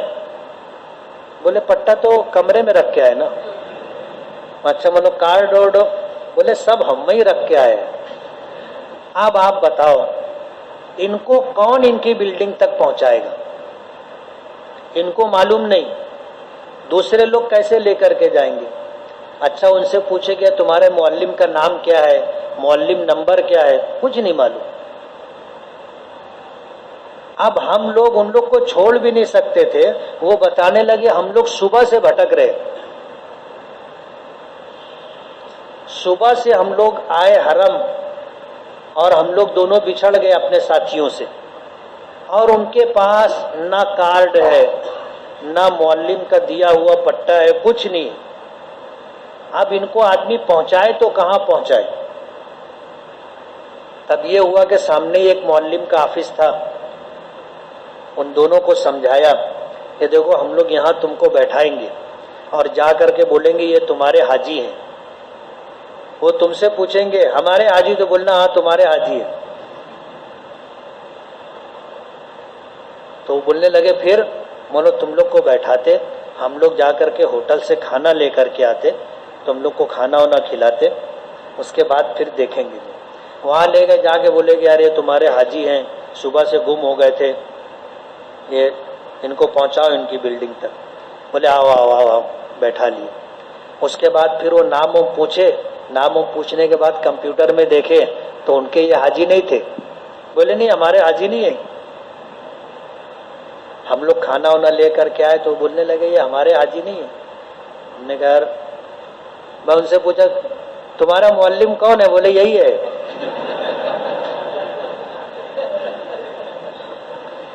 تو میں ان کو جا کر کے بولا کہ یار دیکھو یہ آئے ہیں، بوڑھے ہیں، ان کو کچھ سمجھتا نہیں ہے، تم ذرا کمپیوٹر میں دیکھو کہ یہ کس معلم، تمہارے نہیں ہے یہ ہو گیا فائنل، لیکن نہیں کون کس معلم کے پاس. تو وہ بڑی دیر کے بعد راضی ہوا، پھر سب دیکھا ہوگا، بتایا فلاں معلم ہے. پھر ہم لوگ ان کو وہاں پہنچائے، پھر ان کے آدمی تحقیق کر کے ان کی بلڈنگ تک پہنچائے. اب ظاہر بات ہے اس میں 24 گھنٹے کی رکھڑا ہوئی، اس لیے جو بیلٹ دیا جائے گا، جو کارڈ دیا جائے گا اور گلے میں پہننے کے لیے کارڈ دیا جائے گا، وہ سب 24 گھنٹہ اپنے ساتھ رکھنے کا. تو معلم کے لوگ آئیں گے، بس میں یہ سب کچھ دیں گے اور اس کے بعد پھر آپ کو آپ کی بلڈنگ میں پہنچائیں گے. آپ کا روم، آپ کا بیڈ آپ کو دے دیں گے. وہاں جا کر کے سامان وامان حفاظت سے رکھ کے وہاں جانے کے بعد اب آپ کو عمرہ کرنا ہے، آپ کو عمرہ کرنا ہے. اگر تھکان ہو تو تھوڑا آرام کر لیں. ایسا ضروری نہیں ہے کہ وہاں پہنچے اور فوراً عمرے کے لیے جایا جائے، ایسا ضروری نہیں ہے. ہم عمرے کے لیے جا رہے ہیں اور پہلی حاضری ہے، ایک دم اطمینان کے ساتھ ہونی چاہیے، گھائی گردی والی نہیں. بعض لوگ ایسے ہوتے ہیں کہ نہ سامان ٹھکانے سے رکھتے نہ کچھ، بولے چلو یہ چلو یہ چلو. یہ سب نہیں کرنے کا. جلدی کا کام شیطان کا. اپنا سامان ٹھکانے سے رکھنے کا، اپنی پلنگ سنبھالنے کا، قبضہ کرنے کا، تابع لینے کا. اگر تھک گئے ہوں تو آرام کرنے کا، آرام کر لینے کے بعد پھر جانے کا پروگرام بنانے کا. اور اگر حج کمیٹی سے جا رہے ہو تو اس بلڈنگ میں اپنے جو لوگ ہوں گے اور حج کمیٹی کی طرف سے جو گائیڈ آپ کو ملے گا اس کے بغیر نہیں جانے کا. ٹور سے جا رہے ہو تو ٹور کے ذمہ داروں کے بغیر نہیں جانے کا. یاد رہے گا، پہلی مرتبہ ان کے ساتھ جانے کا، سارا راستہ دیکھتے سمجھتے بوجھتے جانے کا، واپسی میں سب دیکھ داکھ کے آنے کا. پھر آپ کو راستہ معلوم ہو جائے گا، سب کچھ تو آسان ہو جائے گا. لیکن پہلی مرتبہ حج کا گائیڈ جو حج کمیٹی کی طرف سے ہوگا یا ٹور کا جو ذمہ دار ہوگا ان کے ساتھ جانے کا. جو پرانے لوگ ہیں ان کی بات الگ ہے، لیکن جو پرانے حاجی ہوں گے وہ تمہارے ذمہ دار نہیں ہے. سمجھ رہے ہو؟ ان کو راستہ معلوم ہے لیکن وہ تمہارے ذمہ دار نہیں ہے لانے اور لے جانے کے. وہ اپنی سہولت سے اپنے طور پر کرتے ہیں، تو تم ان کے پیچھے پیچھے حیران ہو جاؤ گے. اس لیے ٹور کے ذمہ دار کی طرف سے، حج کمیٹی کے دیے ہوئے ذمہ دار کی طرف سے، ذمہ دار کے ساتھ جانے کا.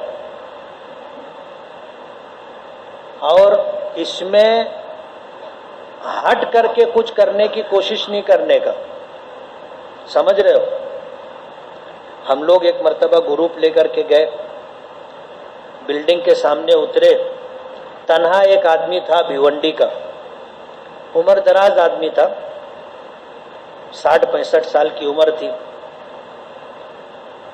بولے یہ ہمارا بیگ سنبھالو اور لے جاؤ اور تمہارے کمرے میں ہم رہیں گے.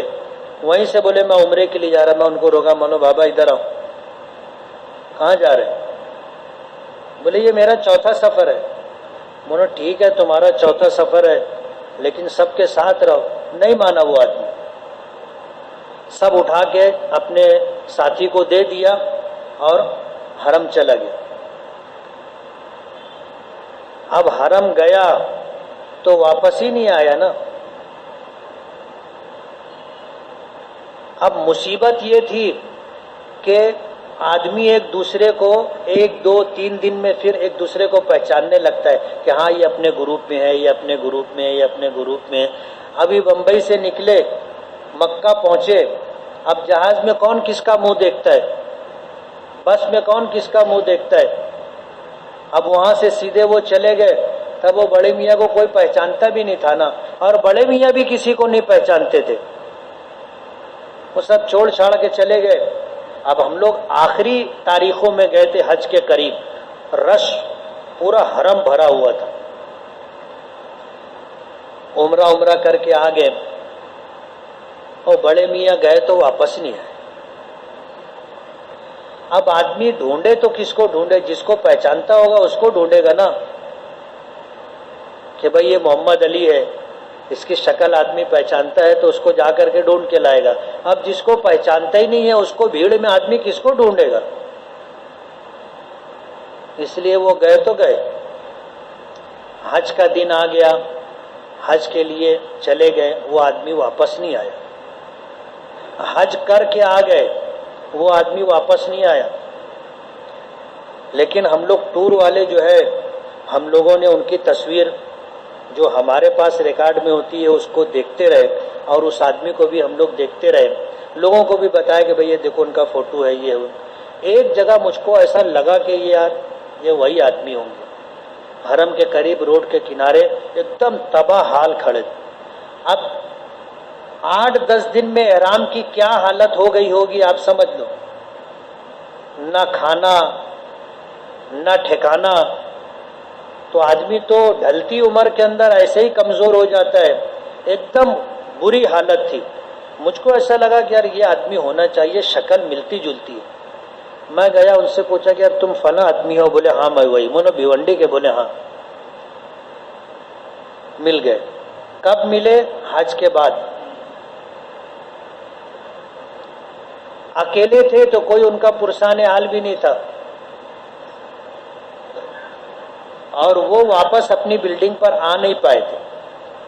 ملے، ان کو لے کر کے ہم لوگ آئے.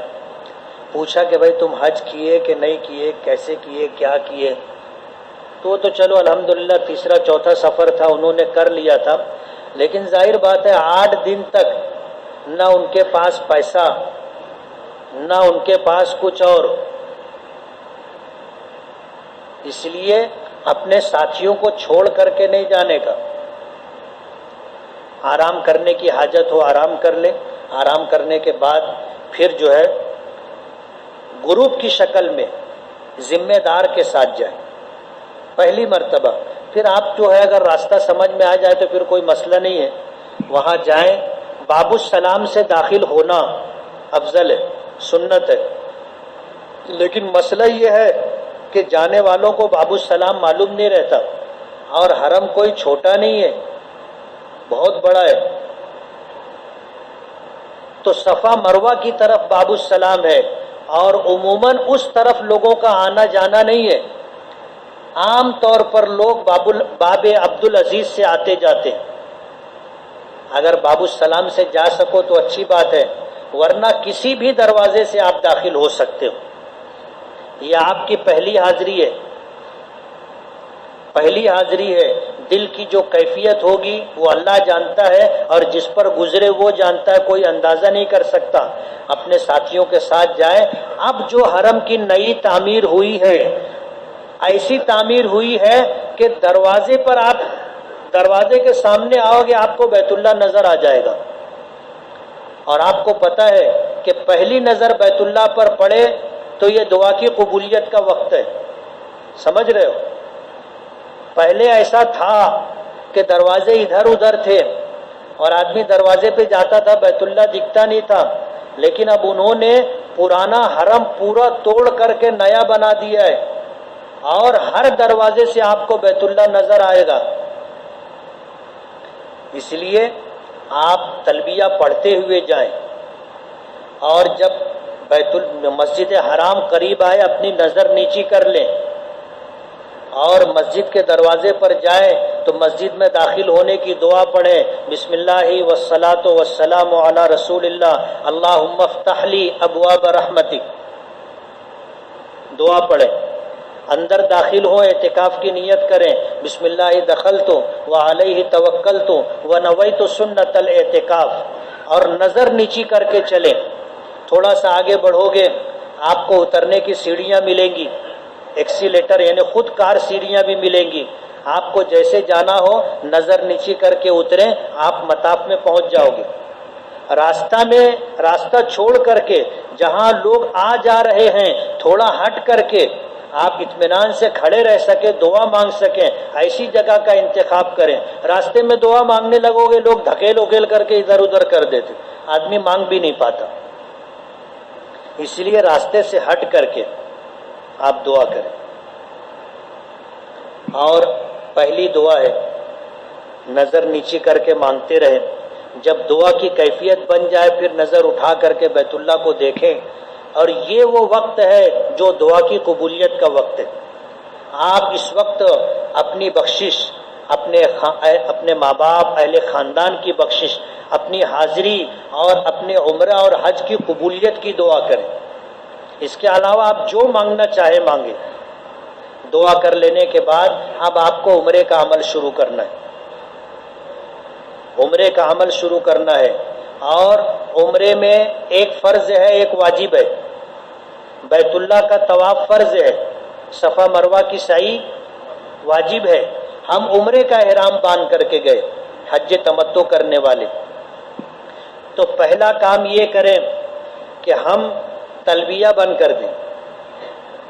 جو تلبیہ ہم نے بمبئی سے پڑھنا شروع کیا تھا وہ اب جا کر کے طواف شروع کرنے کے موقع پر تلبیہ بند ہوگا، ایک کام۔ دوسرا کام ہمیں استباء کرنا ہوگا، یعنی سیدھا کاندھا کھول لیں گے۔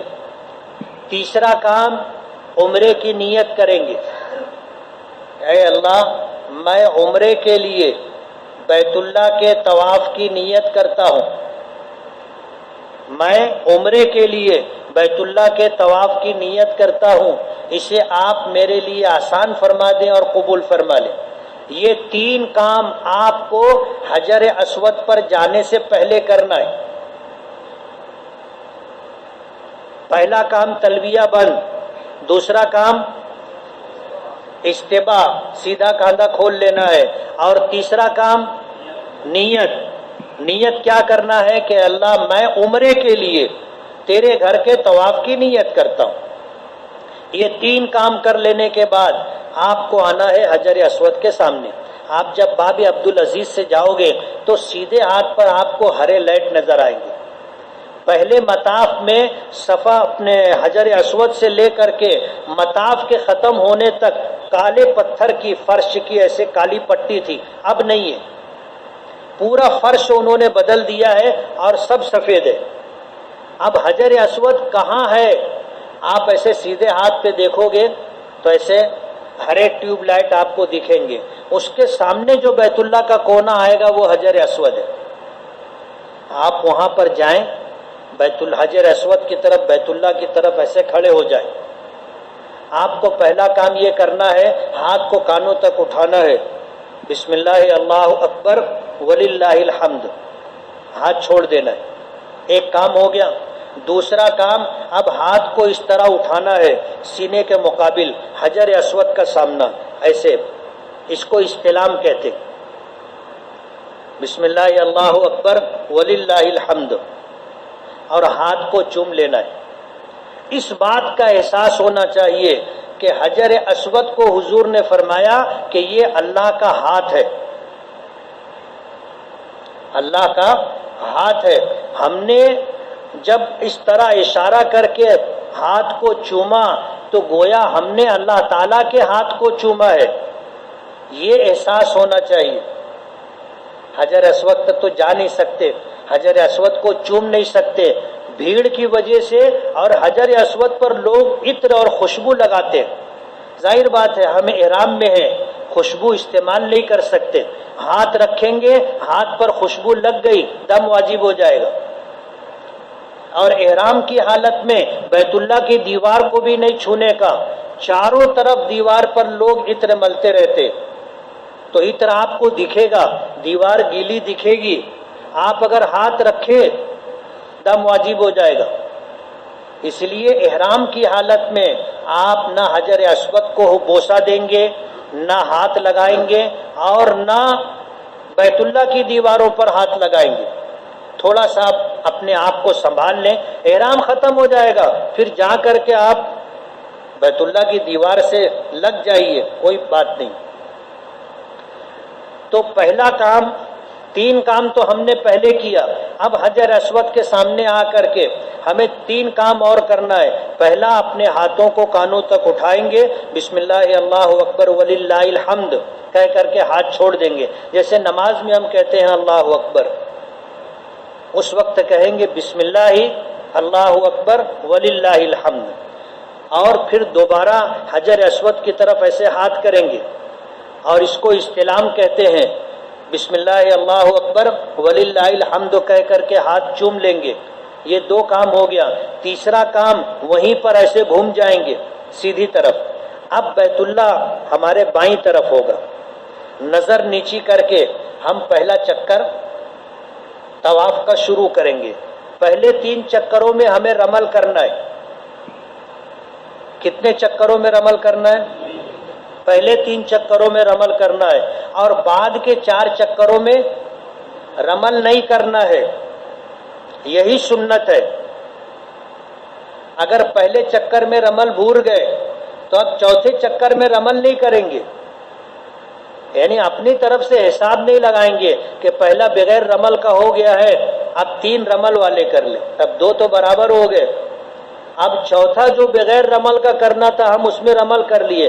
پہلی غلطی تو یہ کیے کہ پہلے چکر میں رمل نہیں کیے، اب پھر مکھی پہ مکھی مار رہے. چوتھے چکر میں رمل نہیں کرنے کا، اس میں رمل کر رہے. ایسا حساب کتاب نہیں ہے. پہلے 3 چکروں میں رمل ہے، کر لیے تو واہ واہ، نہیں کیے تو آگے کے 4 چکر میں رمل نہیں کرنا ہے. سمجھ میں آ رہی بات؟ اب جب ہم نے طواف پہلا چکر شروع کیا رمل کے ساتھ، ہمیں حضور نے فرمایا الطواف کالصلاۃ، طواف نماز کے مانند ہے. یعنی پاکی ضروری ہے، باوضو ہونا ضروری ہے، اور نظر نیچی رکھنا ضروری ہے. جیسے نماز کی حالت میں آسمان کو دیکھنے سے منع کیا گیا، طواف کی حالت میں بیت اللہ کو دیکھنے سے منع کیا گیا. طواف کی حالت میں بیت اللہ کو نہیں دیکھیں گے، نظر نیچی کر کے چکر رمل کے ساتھ کریں گے. کوئی دعا مخصوص نہیں ہے، جو دعا آپ مانگنا چاہو مانگ سکتے ہو. کتابوں میں ہر چکر کی الگ الگ دعا لکھی ہوئی ملے گی، لیکن وہ ضروری نہیں ہے. آپ جو بھی دعا مانگنا چاہیں دعا مانگیں. قرآن کریم کی تلاوت کریں، اللہ کا ذکر کریں، استغفار پڑھیں، درود شریف پڑھیں، جو آپ کرنا چاہو کریں. سب سے افضل دعا ہے. آپ رمل کے ساتھ پہلا چکر پورا کیے. پہلا چکر جہاں سے حجر اسود سے پہلے جو کونا ہے اس کو رکن یمانی کہتے ہیں. وہاں سے جب آپ آؤ گے تو یہاں آنے کے بعد یہاں سے حجر اسود تک کے درمیان نبی کریم صلی اللہ علیہ وسلم سے دعا منقول ہے. ربنا آتنا فی الدنیا حسنہ وفی الآخرۃ حسنہ وقنا عذاب النار وادخلنا الجنۃ مع الابرار برحمتک یا عزیز یا غفار یا رب العالمین. حضور فرماتے ہیں اللہ نے یہاں پر 70,000 فرشتوں کو مقرر کیا ہے جو دعا کرنے والوں کی دعاؤں پر آمین کہتے ہیں. یہاں پر یہ دعا منقول ہے. باقی پورے چکر کے لیے آپ جو دعا مانگنا چاہو مانگو. آپ حجر اسود پر آ گئے، ایک چکر ہو گیا. اب آپ پھر حجر اسود کی طرف استلام کے لیے ہاتھ بڑھائیں اور ہاتھ چوم لیں. دوسرا چکر رمل کے ساتھ کریں. رکن یمانی سے ربنا آتنا پڑھیں. حجر اسود پر آئے، 2 چکر پورا ہو گیا، پھر استلام کریں. ہاتھ چومیں، تیسرا چکر رمل کے ساتھ پورا کریں، رکن یمانی پر آئیں، ربنا آتنا پڑھیں، حجر اسود پر آگے 3 چکر ہو گئے، ایسے بقیہ 4 چکر پورے 7 چکر پورے کریں۔ پہلے 3 چکروں میں رمل ہے، بعد کے 4 چکروں میں رمل نہیں ہے، لیکن ہر چکر کے شروع کرنے پر استلام ہے۔ جب 7واں چکر پورا ہوگا پھر استلام کریں گے۔ یہ کتنے استلام ہو گئے؟ 8۔ اب یہ ہو جانے کے بعد طواف پورا ہوا، ہمیں 2 رکعت نماز واجب الطواف پڑھنا ہے۔ ہر طواف کے لیے 2 رکعت نماز واجب الطواف ہے، ضروری ہے، واجب ہے۔ ہمارا طواف پورا ہوا، مقام ابراہیم کے پیچھے جہاں آپ سکون سے 2 رکعت نماز پڑھ سکیں وہاں پر نماز پڑھیں۔ بعض لوگ ایسا سمجھتے کہ جیسے مقام ابراہیمی پر پڑھنا ضروری ہے، وہاں نیت باندھتے ہیں، لوگ ڈھکیل کے ادھر سے ادھر کر دیتے، رکوع میں گئے ڈھکیل کے ادھر سے ادھر، بعض لوگ ایسے روک لگا کے کھڑے رہتے ہیں۔ اب ظاہر بات ہے اکیلا آدمی 150 آدمیوں کا ریلا روک سکتا ہے؟ نہیں روک سکتا، لیکن اس کو سمجھائے کون؟ ایسے ہاتھ لگا کے کھڑا رہتا، وہ جو نماز پڑھتا ہے وہ کھٹا کھٹ والی پڑھتا، سجدے میں گیا اور ریلا آیا تو یہ جو ایسے ہاتھ لگا کے کھڑا رہتا ہے وہ بھی گیا، اور جو رکوع میں رہتا ہے اس کے اوپر تو آسمان گرتا نا۔ لوگ روندنا نہیں چاہتے، کچلنا نہیں چاہتے، لیکن پیچھے سے ریلا آ رہا ہے تو آگے والا رک بھی نہیں سکتا نا، وہ آپ کے ہاتھ پر، پاؤں پر، سر پر، گردن پر پیر رکھ کر کے آگے بڑھ جائے گا، سمجھ رہے ہو؟ اور اگر کوئی 100-150 کلو کا آدمی اگر پاؤں رکھ دیا تو وضو ٹوٹ جاتا۔ اس لیے مقام ابراہیم پر پڑھنا ضروری نہیں، آپ پیچھے کہیں مقام ابراہیم ہی کی طرف جہاں اطمینان سے 2 رکعت پڑھ سکے اطمینان سے پڑھیں۔ آپ کا پہلا موقع ہے، پہلی حاضری ہے، سمجھ رہے ہو؟ اس لیے بہت جوش اور جذبات میں نہیں، تھوڑا سا ہوش برقرار رکھیں۔ 2 رکعت نماز واجب الطواف پڑھیں، اس کے بعد دعا کریں، بہتر ہے اطمینان سے اچھی دعا کریں۔ مطاف میں بھی واجب الطواف کے بعد دعا قبول ہوتی ہے، طواف کے دوران بھی دعا قبول ہوتی ہے۔ 2 رکعت نماز واجب الطواف پڑھنے کے بعد زمزم کا انتظام ہے، آپ کو چاروں طرف زمزم دکھے گا، آپ جا کر کے زمزم پئیں، پہلی مرتبہ آپ زمزم پی رہے۔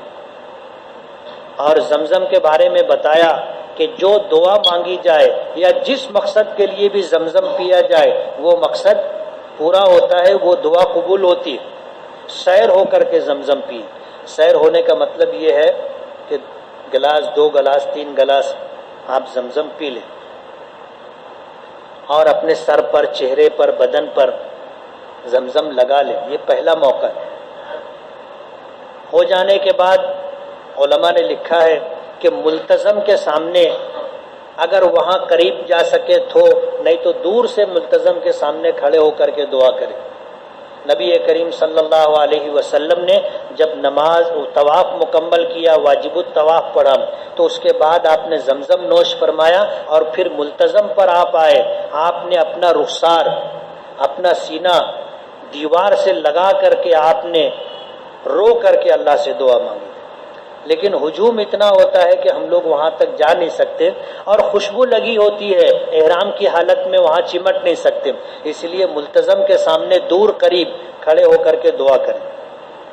پھر اس کے بعد حجر اسود کے سامنے آئیں اور پھر یہ 9واں استلام کریں، اور اس کے بعد بورڈ لگا ہوا ہے الی الصفا، لکھا ہوگا کہ صفا کی طرف جانے کا راستہ، آپ وہ دیکھ کر کے جائیں، اور پھر وہاں سے صفا پہاڑی پر پہنچے۔ طواف آپ کا ہو چکا، عمرے کا فرض ادا ہو چکا، اب عمرے کا واجب صفا مروہ کی سعی کرنا ہے۔ صفا پہ جانے کے بعد وہاں یہ نہیں کرنا ہے، یاد رہے گا، طواف میں یہ کرنا ہے، سعی میں یہ نہیں کرنا ہے۔ وہاں جانے کے بعد آپ کو پہلا کام نیت کرنا ہے، اور نیت یہ کرنا ہے کہ اللہ میں عمرے کے لیے صفا مروہ کے درمیان سعی کی نیت کرتا ہوں، اسے آپ میرے لیے آسان فرما دے اور قبول فرما لیں۔ اس کے بعد آپ دعا کریں، یہ دعا کی قبولیت کی جگہ ہے، دعا کریں جو بھی دعا آپ کو کرنی۔ دعا کر لینے کے بعد پھر قرآن کریم کی ایک آیت ہے، حضور پاک صلی اللہ علیہ وسلم نے سعی شروع کرنے سے پہلے پڑھا تھا، ابدؤ بما بدأ اللہ بہ، کہ میں وہیں سے شروع کرتا ہوں سعی جہاں سے اللہ تعالیٰ نے تذکرہ شروع فرمایا۔ اور پھر قرآن کریم کی آیت ہے، ان الصفا والمروۃ من شعائر اللہ فمن حج البیت او اعتمر فلا جناح علیہ ان یطوف بہما ومن تطوع خیرا فان اللہ شاکر علیم۔ ایک آیت آپ کو یاد کرنی ہے۔ کتنی آیت یاد کرنی ہے؟ بولو نا، ایک آیت یاد کرنی ہے سب کو۔ لوگ تو پورا قرآن یاد کرتے، آپ حج کے لیے جا رہے ہو، ایک آیت آپ کو یاد کرنی ہے۔ دوسرے پارے میں تیسرا رکوع شروع ہوتا ہے، ان الصفا والمروۃ من شعائر اللہ فمن حج البیت او اعتمر فلا جناح علیہ ان یطوف بہما ومن تطوع خیرا فان اللہ شاکر علیم۔ اور اس کے بعد پھر آپ سیدھے ہاتھ کی طرف جانے کا جو راستہ ہے مروہ کی طرف، اس پہ اپنا چلنا شروع کرو گے۔ یہ صحیح ہے۔ صفا مروہ کے درمیان میں آپ کو ہرا لائٹ نظر آئے گا، یہ وہ جگہ ہے جہاں آپ کو دوڑنا ہے۔ حضرت ہاجرہ حضرت اسماعیل کو بیت اللہ کے پاس، بیت اللہ کی جگہ پر چھوڑ کر کے پانی، کھانا، مسافر بستی تلاش کرنے کے لیے گئی تھی صفا پر۔ پھر وہاں سے اتری تو جہاں تک بچہ نظر آ رہا تھا چلتی رہی، اور پھر جہاں سے بچہ گہرائی کا حصہ آیا اور بچہ نظر آنا بند ہوا تو حضرت ہاجرہ نے وہاں سے دوڑ کر کے اتنی جگہ پار کی جہاں تک بچہ نظر نہیں آیا۔ اس لیے ہمیں بھی وہاں دوڑنا ہے، لیکن یہ دوڑنا صرف مردوں کے لیے۔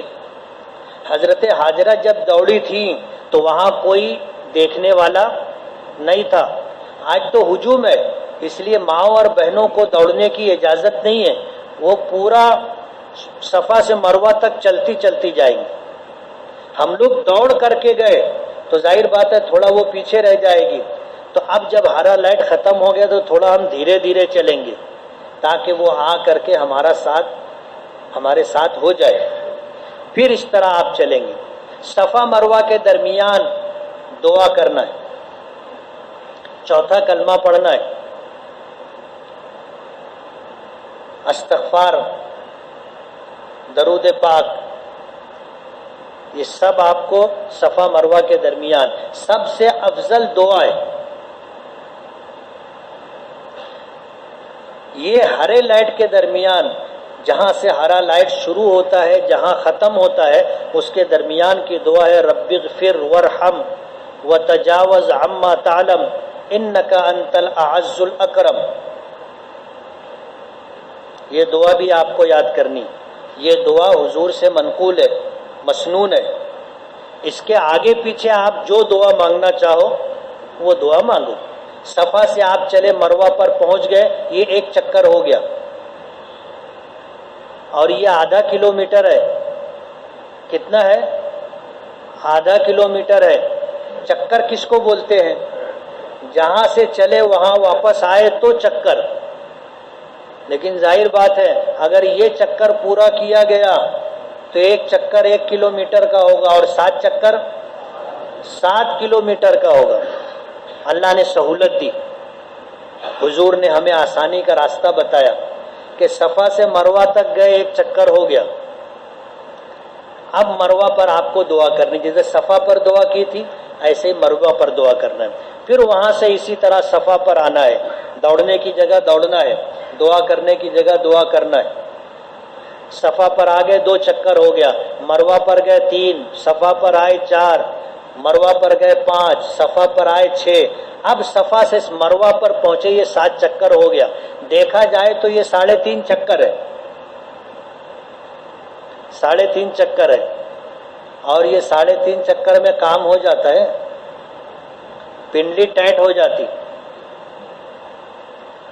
پنڈلی ٹائٹ ہو جاتی ہے، پیر بھر جاتا ہے، عادت نہیں ہوتی اتنا چلنے کی۔ اس بنا پر جو ہے اللہ نے آسانی کا معاملہ فرمایا۔ جب مروہ پر پہنچے تو 7 چکر ہمارے ہو گئے، پھر دعا کرنے کا، دعا کر لینے کے بعد پھر مطاف میں آنے کا، 2 رکعت نماز شکرانے کی پڑھنے کا کہ اللہ تیرا کرم اور احسان ہے کہ آپ نے جو ہے عمرے کی توفیق عطا فرمائی، اور تیرے فضل سے، تیرے کرم سے عمرے کا عمل مکمل ہو گیا۔ اب اس کے بعد ہم عمرے کا احرام باندھ کر کے گئے تھے، عمرے کا عمل مکمل ہو گیا، اب اپنا بال منڈوانا ہے۔ مائیں اور بہنیں اپنے سر کے بال میں سے چوٹی کا نیچے کا حصہ پکڑ کر کے ایک ایسا لپیٹ کر کے کچھ زیادہ کاٹیں گے، سمجھ رہے؟ وہ خود بھی کاٹ سکتی ہے، کسی سے کٹوا بھی سکتی۔ ہم نے عمرہ مکمل کر لیا، ہم خود بھی اپنا سر مونڈ سکتے ہیں اور حجام سے منڈوا بھی سکتے، اور حجام سے منڈوا لینے کا بہت ساری دکانیں وہاں پر ہوتی ہے، 5 ریال 10 ریال لیتے ہیں پہلی مرتبہ، یہ سمجھ کر کے کہ بھائی 10 ریال تو 10 ریال، لوگ وہاں پر ہیں، ان کی مدد ہو جاتی ہے۔ کوئی 5 ریال لیتا ہے، کوئی 10 ریال لیتا ہے، کوئی 7 ریال لیتا ہے۔ مالیگاؤں کے لوگ بہت سودا کرتے ہیں، پوچھے کتنا، وہ بولتا ہے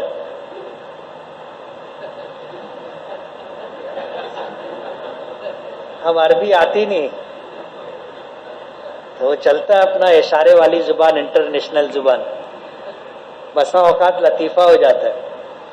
وہ جو لوگ رہتے ہیں ان کو اردو آتی ہے، اپنے لوگ جا کے بولتے تو وہ بھی چالو کر دیتے نا، اردو ان کو آتی ہے، جا کے بات کرنے کا کتنا ہوگا، سمجھ رہے ہو؟ اب پہلے جیسا نہیں رہ گیا۔ پہلے حاجی جاتا تھا، ایک حاجی گیا، اس کو سونف لینا تھا، اب سونف کو عربی میں کچھ اور بولتے، اب یہ دکان پر گیا، اس کو اتنا معلوم تھا حاضہ اور ذالکہ، تو وہ جا کر بولنے لگا یا رفیق سونف،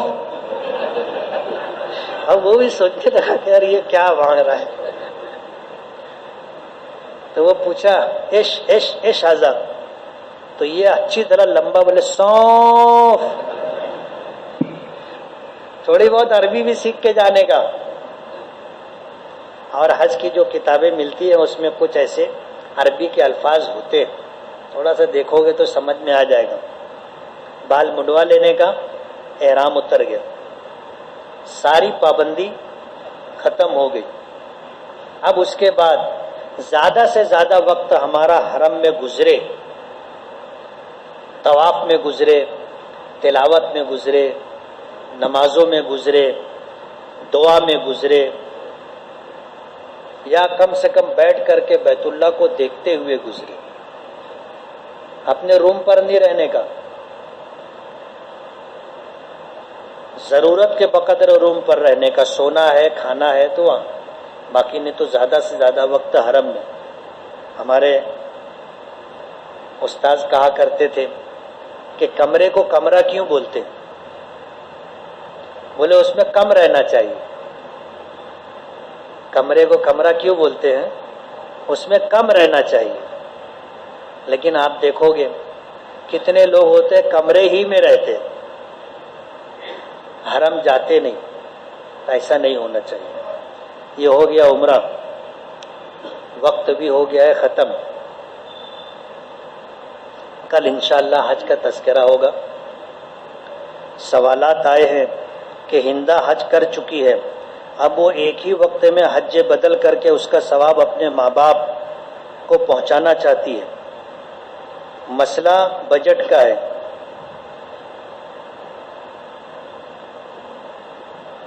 اس کا طریقہ کیا ہے؟ آپ فرض حج ادا کر چکے تو یہ آج آپ کا نفل حج ہے، اور نفل حج جو ہے آپ نفل حج کر رہے ہو تو جتنے لوگوں کو آپ اپنی نیت میں ثواب کے لیے شامل کرنا چاہو کر سکتے ہو، اور نیت ہمیشہ بڑی کرنے کا، اپنے پاس سے تو دینا نہیں ہے کہ اپنے پاس سے دینا ہے، ثواب کون دے گا؟ اللہ دے گا، اور اللہ کے خزانے میں کمی نہیں ہے۔ اس لیے صرف ماں باپ نہیں، دادا دادی نانا نانی، اور نیت یہ کرنے کا کہ میرے خاندان کے جتنے لوگ دنیا سے ایمان کی حالت میں جا چکے، اور آج دنیا میں جتنے ایمان والے ہیں اور جتنے ایمان والے جا چکے، اے اللہ سب کو اس کا ثواب عطا فرما۔ تو اللہ سب کو دیں گے اور تمہارے ثواب میں سے کچھ کم نہیں ہوگا۔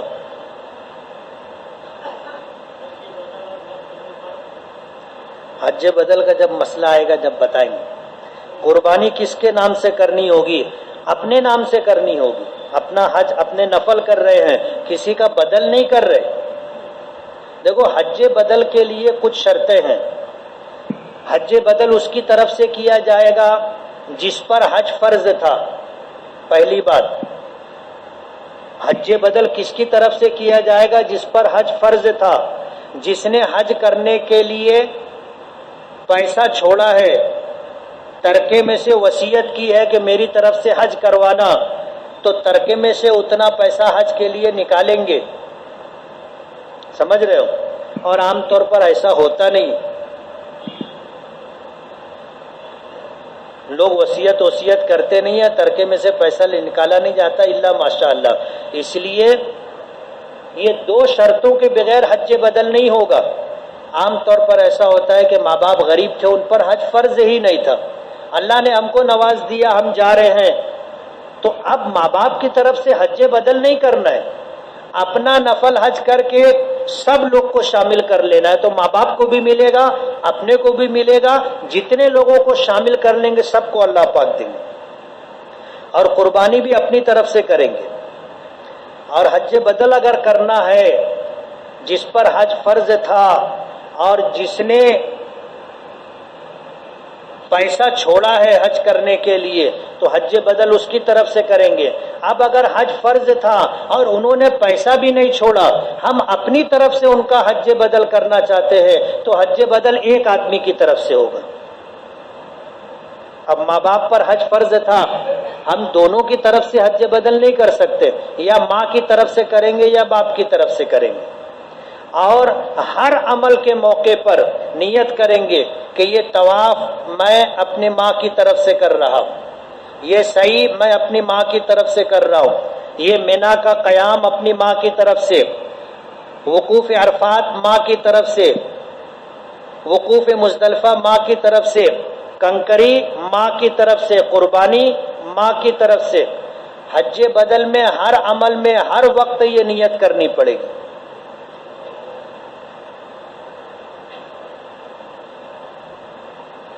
اگر کوئی شخص مال حرام سے پہلا حج کرتا ہے، جیسے سودی کاروبار، جوا شراب کا کاروبار تھا، یا کسی کا مال غصب کر لیا تھا، یا کسی کا حق مار لیا تھا، مفتیان کرام کا کہنا ہے کہ حج کی فرضیت اس کے ذمے سے ساقط ہو جاتی ہے، یعنی فرض ادا ہو جاتا ہے۔ اور ایسا شخص جو نفلی حج کے لیے جاتا ہے اس کے بارے میں کیا؟ اللہ تعالی حج مال حلال سے کرنے والوں کو جو نعمتیں دینے کا وعدہ کیا ہے، جیسے گناہوں کا معاف ہونا اور جو رقم خرچ کی ہے برکتوں کے ساتھ اس کا ملنا، تو کیا اس نفلی حج کرنے والوں کو بھی پہلا حج کرنے والے کی طرح سب کچھ ملے گا؟ مال حرام سے کیا ہوا حج قبول نہیں ہوتا، اس لیے حلال پیسہ لے کے جانے کا۔ فرض فرض ہوتا ہے، نفل نفل ہوتا ہے، فرض کا بدل نفل نہیں ہو سکتا۔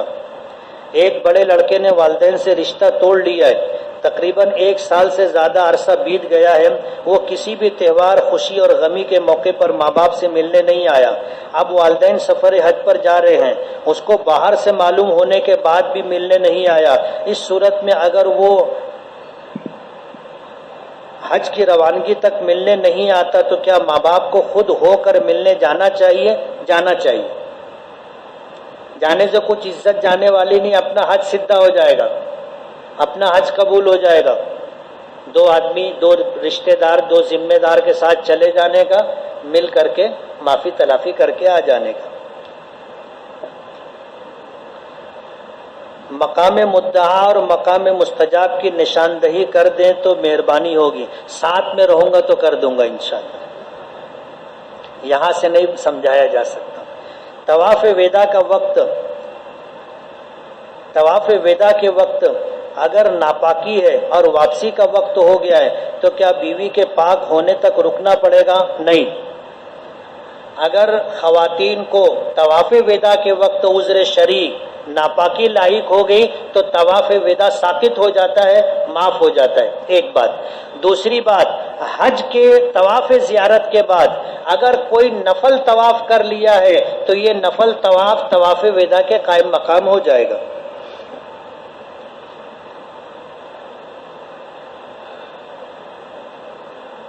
طواف وداع سے بیوی کے حرام و حلال ہونے کا کوئی مسئلہ نہیں ہے، یہ طواف زیارت کے ساتھ ہے، کل بتائیں گے انشاءاللہ۔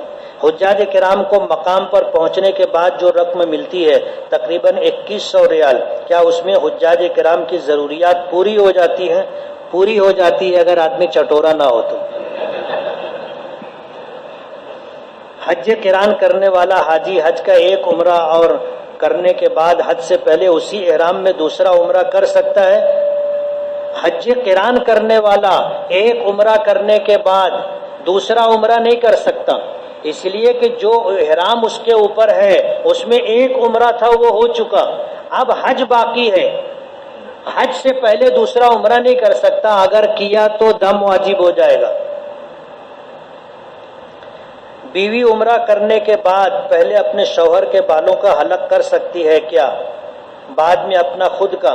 ہر آدمی اپنا اپنا کر سکتا ہے، بیوی اپنا بال کاٹ لے، شوہر اپنا چٹان بنا لے، اور بیوی اپنا بال کاٹنے کے بعد بیوی کا چٹان بنانا چاہے تو ایسے بھی بناتے رہتی ہے وہ۔ بار بار ری خارج ہونے پر کیا کرے؟ اگر معذور ہے،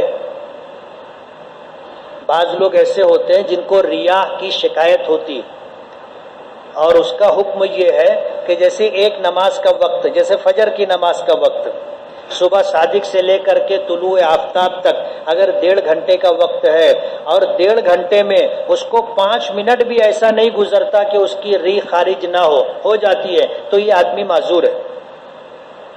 اب وضو کرنے کے بعد ری خارج ہونے سے اس کا وضو نہیں ٹوٹے گا، یہ وضو کر کے نماز پڑھنا ہو نماز پڑھ لے، طواف کرنا ہو طواف کر لے، عمرہ کرنا ہو عمرہ کر لے، ری خارج ہونے سے اس کا وضو نہیں ٹوٹے گا، یہ معذور ہے۔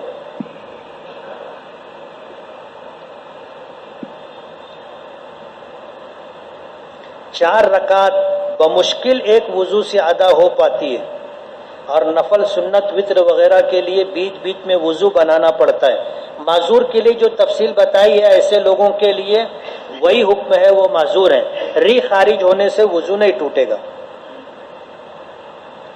ایسا سنا ہے کہ ری خارج ہوئے اور اگر بدبو ہو تو وضو ٹوٹتا ہے، بدبو نہ ہو تو وضو نہیں ٹوٹتا، بدبو رہتی ہے، بدبو ہر حال میں رہتی ہے، اس لیے خوشبودار ہوا نہیں نکلتی۔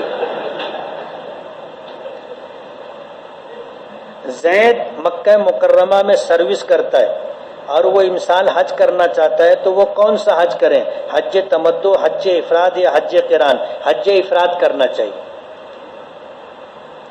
طواف قدوم کسے کہتے ہیں؟ طواف قدوم حاضری کے طواف کو کہتے ہیں کہ جیسے ہی ہم پہنچے تو پہلا طواف نفل طواف ہوتا ہے، وہ طواف قدوم۔ عمرے کا طواف کرنے سے پہلے آپ ایک طواف قدوم کریں، یہ زیادہ بہتر ہے۔ تمتع کرنے والے اور قران کرنے والے کے لیے یہ مستحب ہے اور حج افراد کرنے والے کے لیے سنت ہے۔ نماز واجب الطواف ہر طواف کے بعد پڑھنا ہے یا کئی طواف کے بعد بھی پڑھ سکتے ہیں؟ مثلا عصر کے بعد 5 طواف کرنے کے بعد مغرب بعد ایک ساتھ 10 رکعت واجب الطواف پڑھ سکتے ہیں یا نہیں؟ نہیں پڑھ سکتے۔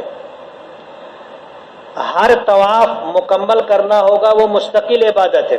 ہم نے ایک طواف کیا، 7 چکر پورا ہونے کے بعد 2 رکعت واجب الطواف پڑھیں گے تو یہ عمل مکمل ہوا۔ اب اس کے بعد دوسرا طواف کریں گے۔ ایسا نہیں کریں گے کہ 7 چکر لگائے، پھر 7 چکر لگائے، پھر 7 چکر لگائے اور پھر اس کی نماز ایک ساتھ الگ سے پڑھے، مکروہ ہے۔ عصر کے بعد اور فجر کے بعد نماز مکروہ ہے، طواف مکروہ نہیں ہے۔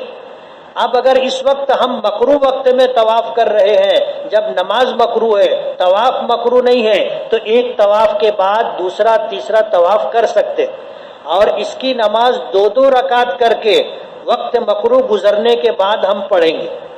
ایک ساتھ 4 رکعت، 6 رکعت، 8 رکعت، 10 رکعت نہیں پڑھ سکتے۔ سبحان اللہ وبحمدہ، سبحانک اللہم وبحمدک، نشہد ان لا الہ الا انت، نستغفرک ونتوب الیک۔